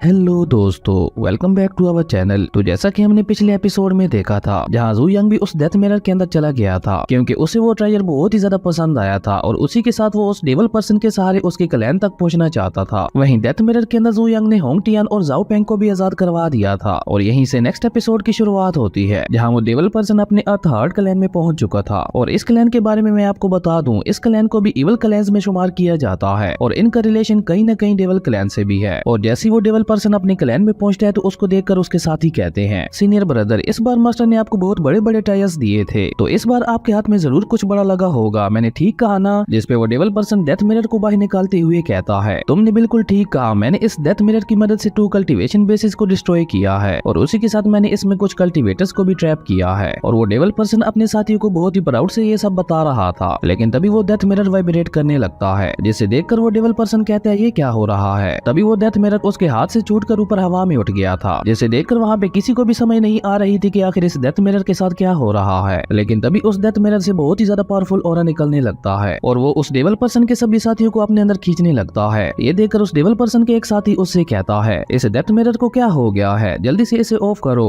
क्या तुम इसे ऑफ करना नहीं जानते, अगर ऐसे ही चलता रहा तो हम सभी इसमें ट्रैप हो जाएंगे। और उनकी बातों के दौरान ही डेथ मिरर ने उस पर्सन को भी अपने अंदर खींच लिया था। ये देखकर वो डेवल पर्सन अपनी पावर का यूज करते हुए अपने साथी को बचाने की कोशिश करता है, लेकिन वो ऐसा नहीं कर पाता और देखते ही देखते वो खुद भी उस डेथ मिरर के अंदर चला गया था। असल में ये सब जू यंग ही कर रहा था। उस डेवल पर्सन ने जू यंग को एक लो लेवल का कल्टीवेटर समझकर बहुत बड़ी गलती कर दी थी और आज अपनी इसी गलती की वजह से वो खुद ही अपने साथियों के साथ उस डेथ मिरर के अंदर कैद हो गया था। तभी उस डेथ मिरर से बहुत ही ज्यादा एनर्जी रिलीज होती है, जिसके बाद जू यंग, होंग टियान और जाओ पेंग तीनों उस डेथ मिरर से बाहर आ गए थे और जू यंग ने उस डेथ मिरर को अपनी स्पेस रिंग में रख लिया था। ये देखकर होंग टियान कहता है, ब्रदर जू आपकी स्किल्स वाकई बहुत ज्यादा अच्छी हैं, आपने जैसा कहा था बिल्कुल वैसा ही हुआ, हम उस डेवल पर्सन की मदद से उसके क्लैन तक पहुंच गए। और होंग टियान उनके क्लैन का नाम पढ़ते हुए कहता है, ये तो अर्थ हार्ट क्लैन है, जिनको शुमार इवल स्पिरिट्स में किया जाता है। उसके बाद वो तीनों बातें करते हुए उस क्लैन के अंदर जाने लगते हैं, जहाँ जाओ पेंग कहता है, सिर्फ इतना ही नहीं, इनके क्लैन का जो लीडर है उसका नाम जिन जियाओ है और उसके सभी डिसेबल्स के पास एक बहुत ही स्पेशल ब्लड लाइन है। और सिर्फ इतना ही नहीं, वो डिमोनिक बीस्ट को पकड़कर उनके ब्लड में मॉडिफिकेशन करके उससे भी कई सारी स्पेशल ब्लड लाइन्स बनाते हैं। और मैंने तो ये भी सुना है कि अर्थ हार्ट क्लैन का लीडर जिन जियाओ बहुत ही ज्यादा पावरफुल है और उसके पास एक स्पेशल ब्लड लाइन है, जिसकी वजह से आज तक उसे कोई भी नहीं हरा पाया। और ये सारी बातें बताते हुए जाओ पेंग को बहुत ही ज्यादा गुस्सा आ गया था, क्योंकि इसी क्लैन के डिसेबल्स ने उसके होम टाउन को डिस्ट्रॉय कर दिया था। तभी होंग टियान जू यंग से कहता है, ब्रदर जू इस बार आप कुछ भी नहीं करेंगे, इस बार ये ओल्ड मैन इन सबको सबक सिखाएगा, इन्होंने मुझे उस डेथ मिरर में ट्रैप किया था, तो अब मेरी बारी है इनके साथ खेलने की। जिसपे जू यंग कोई भी जवाब न देते हुए वहाँ से आगे बढ़ जाता है और ये देखकर होंग टियान को पता चल गया था कि जू यंग मेरी बात मान गया है और वहाँ से आगे बढ़ते हुए जाओ पेंग कहता है ये तो बहुत ही अजीब बात है, यहाँ पे तो हमें कोई भी नहीं दिख रहा, जरूर यहाँ पे कुछ न कुछ गड़बड़ है। पर जू यंग बहुत ही रिलैक्स होकर आगे बढ़ रहा था क्योंकि उसके सामने ऐसे छोटे मोटे क्लैंस कुछ भी नहीं थे। और तभी वहाँ पे उस क्लैन के एक एल्डर आते हुए कहता है तो तुम लोग यहाँ तक भी पहुँच गए, मैंने ये कभी नहीं सोचा था कि तुम उस डेथ मिरर से बाहर आ जाओगे। वहीं उस एल्डर को देखकर जाओ पेंग और होंगटिया ने अपने अपने स्पिरिट वेपन्स बाहर निकाल लिए थे। वहीं जू यंग उस एल्डर को देखते हुए कहता है इंटरेस्टिंग, ये इतना भी बुरा नहीं है। तभी वो एल्डर अपना ऑरा रिलीज करके जंप करते हुए उनके सामने आ गया था और ये देखकर जाओ पेंग उसके साथ फाइट करने के लिए आगे बढ़ने लगता है, पर होंगटियान उसे रोकते हुए कहता है नहीं, ये मेरा शिकार है। और उसके बाद उन दोनों के दरमियान फाइट शुरू हो जाती है जहाँ वो दोनों एक दूसरे पे बहुत ही पावरफुल अटैक्स करते हुए एक दूसरे को बराबरी की टक्कर दे रहे थे। तभी होंगटियान अपने स्पिरिट पंख का यूज करते हुए एक के बाद एक कई सारे पावरफुल अटैक्स उस एल्डर पे करता है और ये देखकर उस एल्डर ने भी अपनी स्पिरिचुअल पावर का यूज करते हुए होंगटियान पे अटैक कर दिया था। और जैसे ही उन दोनों के अटैक्स आपस में टकराते हैं तो वहाँ पे छोटे छोटे ब्लास्ट होने लगते हैं जिसकी वजह से वहाँ पे बहुत ही पावरफुल प्रेशर रिलीज हो रहा था। ये देखकर जू यंग जाओ पेंग को पकड़ते हुए ऊपर एक वाल पे आ गया था ताकि जाओ पेंग को उन ब्लास्ट की वजह से कोई नुकसान ना हो। वहीं वो एल्डर और होंगटियान दोनों एक बार फिर से पीछे आ गए थे और ये देखकर वो एल्डर हंसते हुए कहता है तुम तो वाकई बहुत ज्यादा पावरफुल हो, पर अब मेरी इस ब्रोकन सोल की पावर को रोक के दिखाओ। और ये कहकर उस एल्डर ने स्पिरिचुअल एनर्जी को इकट्ठा करते हुए स्पिरिचुअल एनर्जी बॉल से होंगटियान पे अटैक कर दिया था, पर होंगटियान ने अपने स्पिरिट पंख के सिर्फ एक स्लैश से ही और वो एल्डर होंगटियान के इस अटैक से बहुत ही मुश्किल से बचा था। पर अभी वो एल्डर इस अटैक से संभल पाता उससे पहले ही होंगटियान टेलीपोर्ट होते हुए उसके पीछे पहुंचकर उस पे एक बहुत ही पावरफुल अटैक करता है जिसकी वजह से वो एल्डर उड़ता हुआ पीछे जा गिरता है और अब उस एल्डर की हालत बहुत ही ज्यादा खराब हो गई थी। लेकिन तभी वो एल्डर दोबारा खड़े होते हुए होंगटियान से कहता है आई लाइक इट, तुम्हारे साथ फाइट करने में मुझे वाकई बहुत ज्यादा मजा आ रहा है। और ये कहकर उस एल्डर ने अपनी ब्लड लाइन को एक्टिवेट करते हुए दोबारा होंगटियान पे अटैक कर दिया था और अब उस एल्डर ने अपने सिर्फ एक अटैक से ही होंगटियान को पीछे हटने पे मजबूर कर दिया था। ये देखकर होंगटियान कहता है इसकी पावर तो अब पहले से कई गुना ज्यादा बढ़ गई है, लेकिन ये अभी भी मुझे नहीं हरा सकता। और ये कहकर होंगटियान ने भी दोबारा अपना ऑरा रिलीज करते हुए उस एल्डर पे अटैक कर दिया था और उसके बाद हमें उन दोनों के दरमियान एक बहुत ही अमेजिंग फाइट देखने को मिलती है। वहीं जाओ पेंग उस एल्डर को देखते हुए कहता है कि आखिर इसके साथ क्या हो रहा है, जब भी ये हर्ट होता है तो ये पहले से और भी ज्यादा पावरफुल हो जाता है। जिसपे जू यंग जाओ पेंग को बताता है कि ऐसा इसकी स्पेशल ब्लड लाइन की वजह से हो रहा है, पर ऐसी रियल ब्लड लाइन को एक्टिवेट करने के लिए दी मैडनेस ऑफ हार्ट बहुत ज्यादा जरूरी है। ऐसी ब्लड लाइन सिर्फ गॉड्स और बीस्ट के पास होती है जिसकी वजह से उन्हें इंजरी से कोई भी फर्क नहीं पड़ता और मुझे डर है कि एक दिन मुझे भी ऐसी ब्लड लाइन के लिए फोर्स किया जाएगा। और इस एल्डर ने किसी बहुत ही ज्यादा पावरफुल मॉन्स्टर की ब्लड लाइन को ऑब्जर्व किया है। ये सब सुनकर जाओ पेंग जू यंग का शुक्रिया अदा करते हुए उससे कहता है thank you so much the blood of power के बारे में मुझे इतना सब कुछ बताने के लिए। जिसपे जू यंग कहता है पर ये अभी तक अपनी ब्लड लाइन को पूरी तरह से एक्टिवेट नहीं कर पाया, जिसकी वजह से मुझे लग रहा है ये किसी और चीज की मदद ले रहा है अपनी ब्लड लाइन को एक्टिवेट करने के लिए। वहीं होंगटियान ने एक बार फिर से उस एल्डर को बुरी तरह से मारते हुए उसे नीचे गिरा दिया था और अब तो होंगटियान खुद भी फाइट करते करते बहुत ज्यादा थक चुका था। तभी वो एल्डर दोबारा खड़े होते हुए काफी गुस्से से होंगटियान से कहता है तुम मुझे अपनी ट्रू पावर को एक्टिवेट करने के लिए मजबूर कर रहे हो और अब टाइम आ गया है अपनी रियल ब्लड लाइन को यूज करने का। और उस एल्डर के ऐसा कहते ही नीचे जमीन पे एक हाफ वे असुरा फॉर्मेशन बन गई थी और यहाँ पे जू यंग का शक सही था, ये एल्डर इसी फॉर्मेशन की मदद से अपनी ब्लड लाइन को एक्टिवेट कर रहा था। और तभी उस असुरा फॉर्मेशन से जिनजियाओ के कुछ डेड डिसाइबल्स बाहर आने लगते हैं जिन पे जिनजियाओ ने स्पेशल ब्लड लाइंस का यूज किया था। और ये देखकर जू यंग कहता है अब ये देखकर मुझे समझ आई कि क्यों जिनजियाओ के क्लैन में सिर्फ कुछ ही लोग जिंदा हैं। जिनजियाओ के ऑलमोस्ट सभी डिसाइबल्स ने उसके लिए अपनी लाइफ कुर्बान कर दी। और यहाँ पे मैं आपको बता दूं अर्थ हार्ट क्लैन को ज्वाइन करने के लिए यही शर्त रखी जाती थी कि आपको अपनी जान पूरी तरह से क्लैन को सौंप देनी है क्योंकि ब्लड मॉडिफिकेशन में कोई भी मारा जा सकता था। तभी उन सभी मरे हुए डिसेबल से ब्लड लाइन की एनर्जी निकलकर उस एल्डर के अंदर जाने लगती है, जो देखकर जू यंग स्माइल करते हुए कहता है तो इसका मतलब है इस क्लैन का लीडर अपने सिर्फ कुछ खास लोगों को ही ब्लड लाइन को एक्टिवेट करने के लिए ट्रेन करता है। अब तो ये वाकई बहुत ज्यादा इंटरेस्टिंग होता जा रहा है। वहीं उस एल्डर ने अब ऑलमोस्ट सभी डिसेबल्स की ब्लड लाइन पावर्स को कंज्यूम कर लिया था और उन सभी डिसेबल्स की पावर्स को पूरी तरह से कंज्यूम करने के बाद अब वो एल्डर एक हाफ बीस्ट में चेंज हो चुका था और अब उसकी पावर्स भी पहले से कई गुना ज्यादा बढ़ गई थी। जिसके बाद वो दोबारा एक के बाद एक कई सारे अटैक्स होंगटियान पे करने लगता है और अब वो एल्डर होंगटियान पे बहुत ज्यादा भारी पड़ रहा था। ये देखकर होंगटियान अपनी डिवाइन स्पिरिचुअल बोतल का यूज करते हुए एक बहुत ही पावरफुल अटैक उस एल्डर पे करता है, पर वो एल्डर होंगटियान के इस अटैक से भी बच गया था। ये देखकर होंगटियान अपनी डिवाइन स्पिरिचुअल बोतल से एक के बाद एक कई सारे अटैक्स उस एल्डर पे करने लगता है, पर वो एल्डर उन सभी अटैक से बचते हुए होंगटियान के पास आकर उसे एक बहुत ही पावरफुल पंच मार देता है, जिसके इम्पैक्ट की वजह से होंगटियान उड़ता हुआ पीछे एक पत्थर के साथ जा टकराता है और उस एल्डर का ये अटैक इतना ज्यादा पावरफुल था कि उस पत्थर में भी क्रैक्स आ गए थे। वहीं अब होंगटियान की हालत भी बहुत ज्यादा खराब हो चुकी थी। तभी वो एल्डर होंगटियान के पास आते हुए उससे कहता है तुम्हारे जैसे एक लो लेवल कल्टीवेटर जो अभी सिर्फ युआन शिनरी एलम में है, तो फिर तुम्हारी हिम्मत कैसे हुई मेरे जैसे एक ग्रेट ब्लड लाइन वाले कल्टीवेटर के साथ पंगा लेने की। और ये कहकर वो एल्डर कहता है मुझे तुम्हारे जैसे कमजोर लोगों से बहुत ही ज्यादा नफरत है, इसलिए अब तुम्हारे मरने का वक्त आ गया है। और ये कहकर वो एल्डर अपना ऑरा रिलीज करते हुए होंग टियान को मारने के लिए तैयार हो गया था, जो देखकर जाओ पेंग अपने स्पिरिट वेपन से उस एल्डर को रोकने की कोशिश करता है, पर उस एल्डर के सिर्फ एक अटैक से ही जाओ पेंग ढेर हो गया था और उसके मुंह से ब्लड निकलने लगा था। ये देखकर वो एल्डर जाओ पेंग से कहता है, ओ तुम्हारा ब्लड तो वाकई बहुत ज्यादा अच्छा है, मास्टर क्याओ को तुम्हारा ये ब्लड बहुत ही ज्यादा पसंद आएगा और वो इसमें बहुत सारी मॉडिफिकेशंस करेंगे। एक बार मैं सोल्डमैन को खत्म कर लूं, उसके बाद मैं तुम्हारे पास आता हूँ। और ये कहकर उस एल्डर ने होंग टियान को मारने के लिए उस पे अटैक कर दिया था, लेकिन जू यंग ने बीच में आकर अपनी सिर्फ एक फिंगर से ही उस एल्डर के अटैक को रोक दिया था, जो देखकर उस एल्डर की आंखें भी फटी की फटी रह गई थी, क्योंकि उसे यू यंग एक लो लेवल का कल्टीवेटर लग रहा था। और उस एल्डर ने ये कभी अपने सपने में भी नहीं सोचा होगा कि एक ऐसा लो लेवल का कल्टीवेटर मेरे इतनी ज्यादा पावरफुल अटैक को रोक लेगा। ये देखकर जू यंग उस एल्डर से कहता है, पहले तो तुम बहुत उड़ रहे थे और बहुत बड़ी बड़ी बातें कर रहे थे, पर अब तुम्हें वो तुम्हारा पपी मास्टर भी नहीं बचा पाएगा। और ये कहकर जू यंग अपनी उसी फिंगर से उस एल्डर पे अटैक कर देता है, जिसकी वजह से वो एल्डर उड़ते हुए पीछे एक पिलर के साथ जा टकराता है। और जू यंग के इस अटैक की वजह से वो पिलर टूट गया था और उस एल्डर की हालत तो और भी ज्यादा खराब हो गई थी। तभी वो एल्डर दोबारा खड़े होने की कोशिश करता है, पर वो ऐसा नहीं कर पाता। और ये देखकर वो गुस्से से जू यंग से कहता है, ये कैसे पॉसिबल है, मेरे जैसा एक पावरफुल ब्लड लाइन का कल्टीवेटर तुम्हारे जैसे एक लो लेवल के ब्लड कल्टीवेटर से कैसे हार गया। और ये कहकर वो एल्डर रेंगते हुए असुरा फॉर्मेशन के पास आता है, जो देखकर होंग टियान डरते हुए कहता है, ओ नो, अब तो ये पहले से और भी ज्यादा पावरफुल और खतरनाक हो जाएगा। होंग टियान की यह बात सुनकर जू यंग उस फॉर्मेशन को देखते हुए कहता है, ओ तो असल पावर इस फॉर्मेशन के अंदर है और जब तक ये अपनी बॉडी को फोर्स करते हुए इस फॉर्मेशन के अंदर रहेगा तब तक इसे कोई भी नहीं हरा सकता। ये कहकर जू यंग कहता है, नाइस, ये आइडिया इतना भी बुरा नहीं था। और ये कहकर जू यंग उस फॉर्मेशन और उस एल्डर की ब्लड लाइन पावर को कंज्यूम करने लगता है। और ये देखकर होंग टियान बहुत ही ज्यादा हैरान हो गया था, क्योंकि उसने अपनी लाइफ में ये कभी नहीं सोचा था कि एक इतनी ज्यादा पावरफुल फॉर्मेशन को काउंटर अटैक भी किया जा सकता है। वहीं उस एल्डर की पावर अब धीरे धीरे खत्म होने लगती है और देखते ही देखते वो दोबारा अपनी रियल फॉर्म में आ गया था। और जू यंग के हाथ में उस असुरा फॉर्मेशन और उस एल्डर की ब्लड लाइन आ गई थी, जो देखकर जू यंग उस एल्डर से कहता है, तो तुम इस छोटी सी ब्लड लाइन पावर की वजह से इतना उड़ रहे थे। ये देखकर वो एल्डर अपनी पूरी पावर इकट्ठा करते हुए भागकर जू यंग की तरफ जाने लगता है, उससे अपनी ब्लड लाइन वापस लेने के लिए। पर तभी जू यंग ने उसकी ब्लड लाइन को डिस्ट्रॉय कर दिया था और उसी के साथ वो एल्डर भी वही मारा गया था, जो देखकर होंग टियान जू यंग की तारीफ करते हुए उससे कहता है, ब्रदर जू, आप हमेशा अपनी पावर से मुझे हैरान कर देते हैं। जिस पे जू यंग कहता है, चलो अंदर चलो, अंदर अभी हमारे लिए और भी बहुत बड़े बड़े शिकार मौजूद हैं। और ये कहकर वो तीनों वहाँ से आगे बढ़ गए थे और इसी के साथ हमारा ये एपिसोड यहीं पे खत्म हो जाता है। अगर आपको ये वीडियो अच्छी लगी तो लाइक कर दें और अगर चैनल पे नए आए हो तो सब्सक्राइब करते जाना। तो मिलते हैं एक न्यू वीडियो में, तब तक के लिए बाय।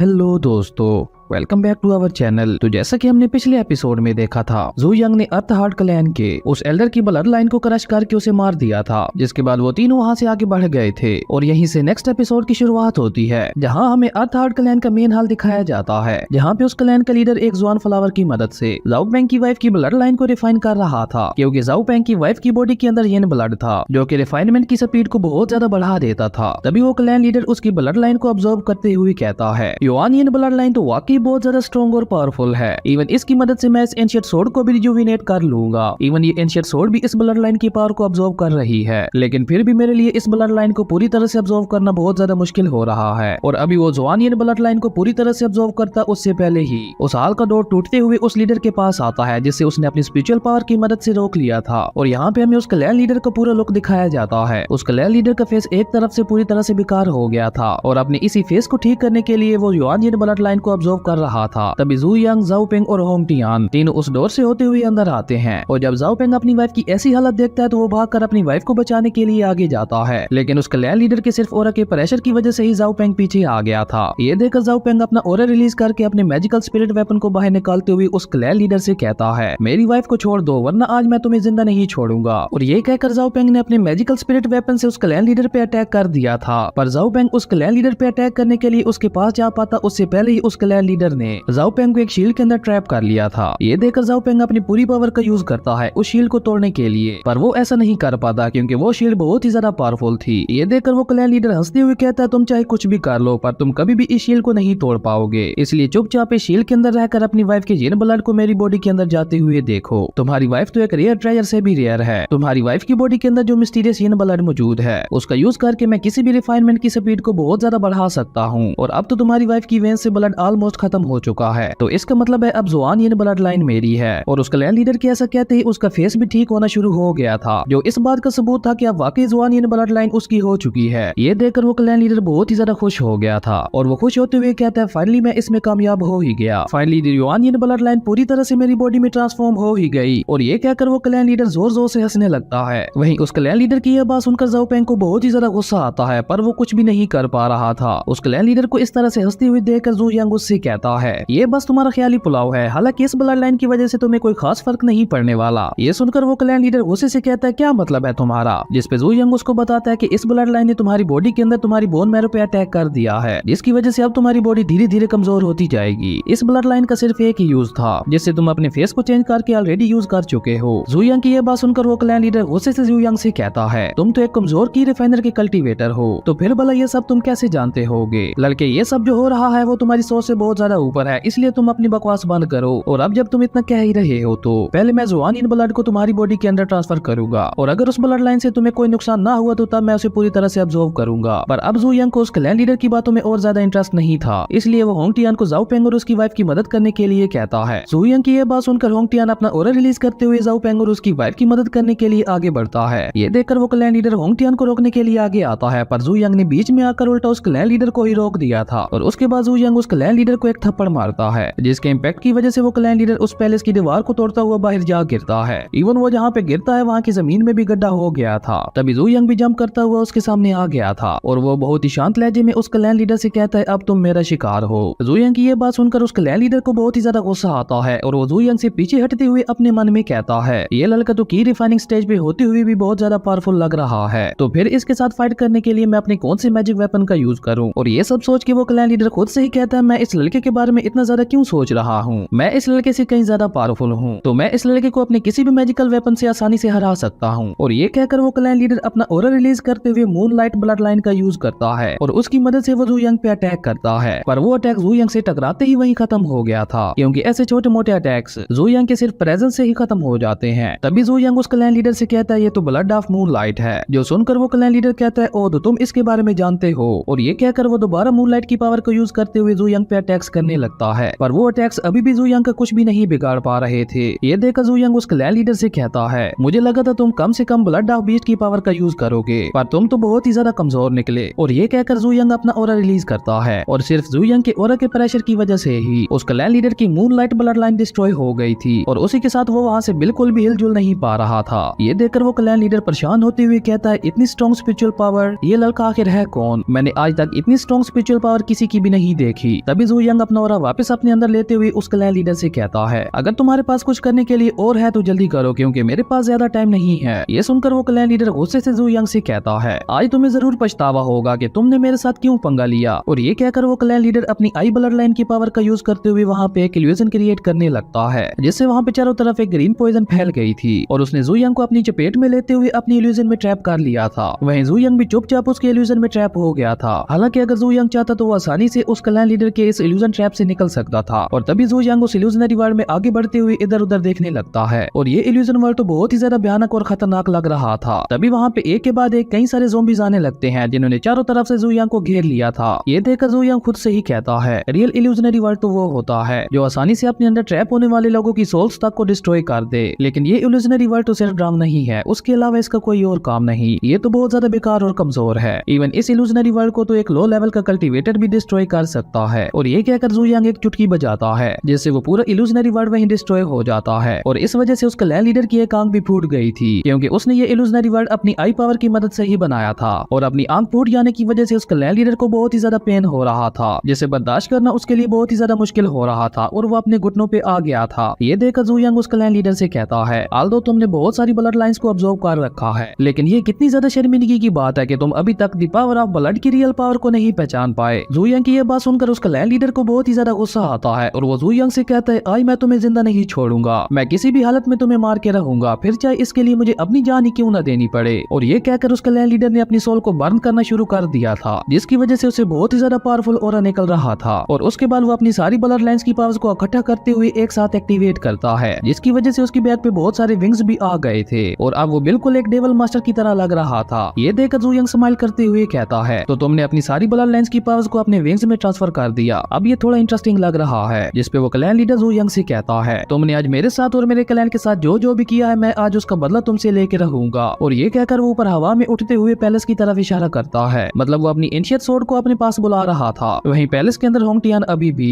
जाओ पेंग को शील्ड से आजाद करवाने में लगा हुआ था। तभी वो दोनों एक साथ अपनी स्पिरिचुअल पावर का यूज करते हैं, जिससे उस शील्ड में क्रैक्स आना शुरू हो गए थे। लेकिन तभी उस मिस्टीरियस एंशिएंट स्वॉर्ड से बहुत ही ज्यादा पावरफुल ऑरा रिलीज होता है, जो कि इतना ज्यादा पावरफुल था कि जाओ पेंग के चारों तरफ लगी हुई वो शील्ड भी टूट गई थी। और उस एंशिएंट स्वॉर्ड को देखते हुए होंग टियान कहता है, ये स्वॉर्ड तो वाकई बहुत ज्यादा पावरफुल और मिस्टीरियस है। मैंने ऐसी स्वॉर्ड अपनी लाइफ में आज से पहले कभी नहीं देखी। और तभी वो एंशिएंट स्वॉर्ड उड़ते हुए उस क्लैन लीडर के हाथों में आ गई थी। वहीं जू यंग उस एंशिएंट स्वॉर्ड को देखते ही पहचान गया था और वो अपने मन में कहता है, ये तो वही स्वॉर्ड है। और जैसे ही वो क्लैन लीडर उस एंशिएंट स्वॉर्ड से जू यंग पे अटैक करने के लिए आगे बढ़ता है, पर उस क्लैन लीडर का अटैक जू यंग को लगता है उससे पहले ही जू यंग ने एक चुटकी बजाकर वहां का टाइम ही रोक दिया था। और यहाँ पे हमें पता चलता है कि जू यंग के पास टाइम कंट्रोलिंग की भी पावर है। तभी उस मिस्टीरियस स्वॉर्ड से एक आवाज आती है जो जू यंग से कहती है, मास्टर क्या ये आप हैं? जिसपे जू यंग उसका नाम पुकारते हुए कहता है, लिंग जुन बाहर आ जाओ। और तभी उस स्वॉर्ड से बहुत ज्यादा पावरफुल ऑरा रिलीज होता है और देखते ही देखते वहाँ पे लिंग जुन की सोल अपीयर हो गई थी। तो मैं आपको यहाँ पे बता दूं, लिंग जुन असल में मास्टर जू यंग का ही एक डिसाइबल था, जो कि हजारों साल पहले कहीं गायब हो गया था। और मास्टर जू यंग को अपने सामने देखकर लिंग जुन बहुत ही ज्यादा इमोशनल हो गया था, क्योंकि वो न जाने कितने हजारों सालों से मास्टर जू यंग का वेट कर रहा था। तभी लिंग जुन मास्टर जू यंग से कहता है, मास्टर फाइनली आपका ये डिसाइबल आपसे मिल ही गया। और ये कहकर लिंग जुन मास्टर जू यंग को ग्रीट करते हुए उसके सामने झुक गया था। ये देखकर जू यंग लिंग जुन से कहता है, लॉर्ड लिंग तुम इस स्वॉर्ड के अंदर क्या कर रहे थे? जिसपे लिंग जुन मास्टर जू यंग को बताता है कि हजारों साल पहले जो ग्रेट वार हुई थी, तब मैंने आपकी इस एंशिएंट स्वॉर्ड की मदद से अपनी आखिरी सांस तक फाइट की थी, जिसमें मेरी हालत बहुत ही ज्यादा खराब हो गई थी, पर किसी तरह हम वो वार जीत गए थे। लेकिन इस सब में मैं एक केव के अंदर फंस गया था और वहाँ पे मेरे पास और कोई रास्ता नहीं बचा था, इसलिए मैंने अपनी सोल को इस एंशिएंट स्वॉर्ड के अंदर डाल दिया था और उसी के साथ अपनी सोल को सील्ड भी कर दिया था, ताकि आपके अलावा कोई भी मुझे इस एंशिएंट स्वॉर्ड से बाहर न निकाल पाए। और आज जैसे ही आपकी स्पिरिचुअल एनर्जी ने इस एंशिएंट स्वॉर्ड को छुआ तो मैं दोबारा जाग गया और उसी के साथ वो सील्ड भी हट गई। लिंग जुन की ये सारी बातें सुनकर जू यंग उससे कहता है, उस वक्त जब तुम लोग इतने ज्यादा खतरे में थे तब तुम लोगों ने मुझे क्यों नहीं ढूंढा था? जिसपे लिंग जुन कहते हैं, मास्टर हमने आपको बहुत ज्यादा ढूंढने की कोशिश की थी, पर हम में से कोई भी उस केव के बाहर लगे हुए लोग को नहीं तोड़ पाया था, क्योंकि उस लोग पे एक अलग ही तरह का स्पेल हुआ था। ये सुनकर जू यंग कुछ सोचते हुए कहता है, तो इसका मतलब है मुझे वहाँ पे स्काई कवर की मदद से ट्रैप करने की कोशिश की गई थी, पर कोई बात नहीं, मैं ऐसा करने वाले को जरूर ढूंढ लूंगा और मैं उससे अपने हर डिसेबल की मौत का बदला जरूर लूंगा। अब ये लोग किस लोग के बारे में बात कर रहे थे ये तो हमें आने वाले एपिसोड्स में ही पता चलेगा, पर इनकी बातों से मुझे इतनी समझ आ गई है कि टियानलिन सेक्ट के खिलाफ किसी ने बहुत बड़ी साजिश की थी, जिसका शिकार जू यंग के बहुत सारे डिसेबल्स हुए थे। तभी लिंग जुन सैड होते हुए मास्टर जू यंग से कहता है, मास्टर मैंने बहुत लंबे अरसे से अपनी सोल को बचा रखा था सिर्फ आपसे मिलने के लिए, और अच्छी बात यह है कि फाइनली आज मैंने आपसे मिल ही लिया। जिसपे जू यंग उससे कहता है, तुम रुको, मैं तुम्हारी सोल को कुछ भी नहीं होने दूंगा। और ये कहकर जू young deep sea blue heart को बाहर निकालता है, जिसके अंदर ऑलरेडी रिनजुई की सोल मौजूद थी, और जू यंग लिंग जुन की सोल को भी उसी के अंदर रखना चाहता था ताकि वो उन दोनों को दोबारा जिंदा कर पाए। ये देखकर लिंग जुन मास्टर जू यंग से कहता है, मास्टर अब इसका कोई फायदा नहीं, मेरी सोल की पावर बहुत लंबे अरसे से रिफाइंड हो रही थी और मुझे तो लगा था मेरी सोल आपसे मिले बगैर ही डिसअपीयर हो जाएगी, पर शुक्र है गॉड ने मुझे आपसे मिलने का एक चांस दे दिया और आपका डिसेबल बनना मेरे लिए एक ब्लेसिंग की बात थी। अगर मुझे अगला जन्म मिला तो मैं दोबारा आपका डिसेबल बनना चाहूंगा और दोबारा टियानलिन सेक्ट को ज्वाइन करूंगा। और ये कहते हुए लिंग जुन की सोल डिसअपीयर हो गई थी। और दोस्तों ये सीन वाकई बहुत ज्यादा इमोशनल हो गया था, क्योंकि मास्टर एंड डिसेबल का ऐसा बॉन्ड मैंने आज तक कभी नहीं देखा। और ये देखकर जू यंग को भी बहुत ज्यादा गुस्सा आ गया था। वो इतना ज्यादा गुस्सा हो गया था कि उसकी बॉडी भी वाइब्रेट होने लगी थी और इवन उसकी आंखों से फायर ऑरा भी निकलने लगा था। तभी टाइम दोबारा से चल जाता है और उस क्लैन लीडर के हाथ में मौजूद वो एंशिएंट स्वॉर्ड भी डिसअपीयर हो गई थी, जो देखकर वो क्लैन लीडर परेशान होते हुए कहता है, नहीं ये मेरी स्वॉर्ड को क्या हो गया? तभी जू यंग उससे से कहता है, जिन्होंने अभी मेरे स्काई ब्लू सेट के डिसेबल्स को मारा था मैं उनकी सोल्स तक को बर्न कर दूंगा। और जू यंग के ऐसा कहते ही वहाँ का पूरा मौसम भी चेंज होने लगता है और वहाँ पे बहुत ही ज्यादा पावरफुल फायर लाइटनिंग होने लगती है, जिससे उस क्लैन लीडर की बॉडी पूरी तरह से जलने लगती है और न सिर्फ उसकी बॉडी बल्कि उसका पूरा क्लैन भी डिस्ट्रॉय होने लगता है। और यह सीन देखने से ऐसा लग रहा था कि जैसे हेल मास्टर खुद उस क्लैन लीडर को सजा देने के लिए नीचे जमीन पे आए हैं। तभी होंग टियान और जाओ पेंग जिसने अपनी वाइफ को भी उठाया हुआ था, वो तीनों भी उस पैलेस से बाहर आ गए थे और होंग टियान ने उस लाइटिंग फायर से बचने के लिए अपने चारों तरफ एक शील्ड लगा ली थी। और होंग टियान जू यंग के इस रूप को देखते हुए कहता है, ऐसे तो ब्रदर जू यंग इस पूरे वर्ल्ड को ही डिस्ट्रॉय कर देंगे। वहीं उस क्लैन लीडर की बॉडी से उसकी सारी ब्लड पावर्स बाहर आने लगती हैं और उन पावर्स के बाहर आते ही उस क्लैन लीडर की बॉडी पहले की तरह हो गई थी और उसी के साथ वो क्लैन लीडर यही मारा गया था। और सिर्फ वो ही नहीं बल्कि उसका अर्थ हार्ट क्लैन भी उसी के साथ खत्म हो गया था। तभी जू यंग के हाथ में उस क्लैन लीडर की ब्लड लाइन पावर आ गई थी और जाओ पेंग अपनी वाइफ को देखकर परेशान होते हुए जू यंग से कहता है, ब्रदर जू यंग अब मैं अपनी वाइफ को कैसे ठीक करूंगा? जिसपे जू यंग जाओ पेंग को वही ब्लड पावर देते हुए उससे कहता है, इससे इसकी बॉडी के अंदर डाल दो, ये थोड़ी देर में ही ठीक होकर उठ जाएगी। और ये कहकर जू यंग होंगटियान और जाओ पेंग के साथ वहाँ से आगे बढ़ गया था और इस तरह अर्थ हार्ट क्लैन का नाम निशान भी मिट चुका था। और इसी के साथ हमारा ये एपिसोड यहीं पे खत्म हो जाता है। अगर आपको ये वीडियो अच्छी लगी तो लाइक कर दें और अगर चैनल पे नए आए हो तो सब्सक्राइब करते जाना। तो मिलते हैं एक न्यू वीडियो में, तब तक के लिए बाय।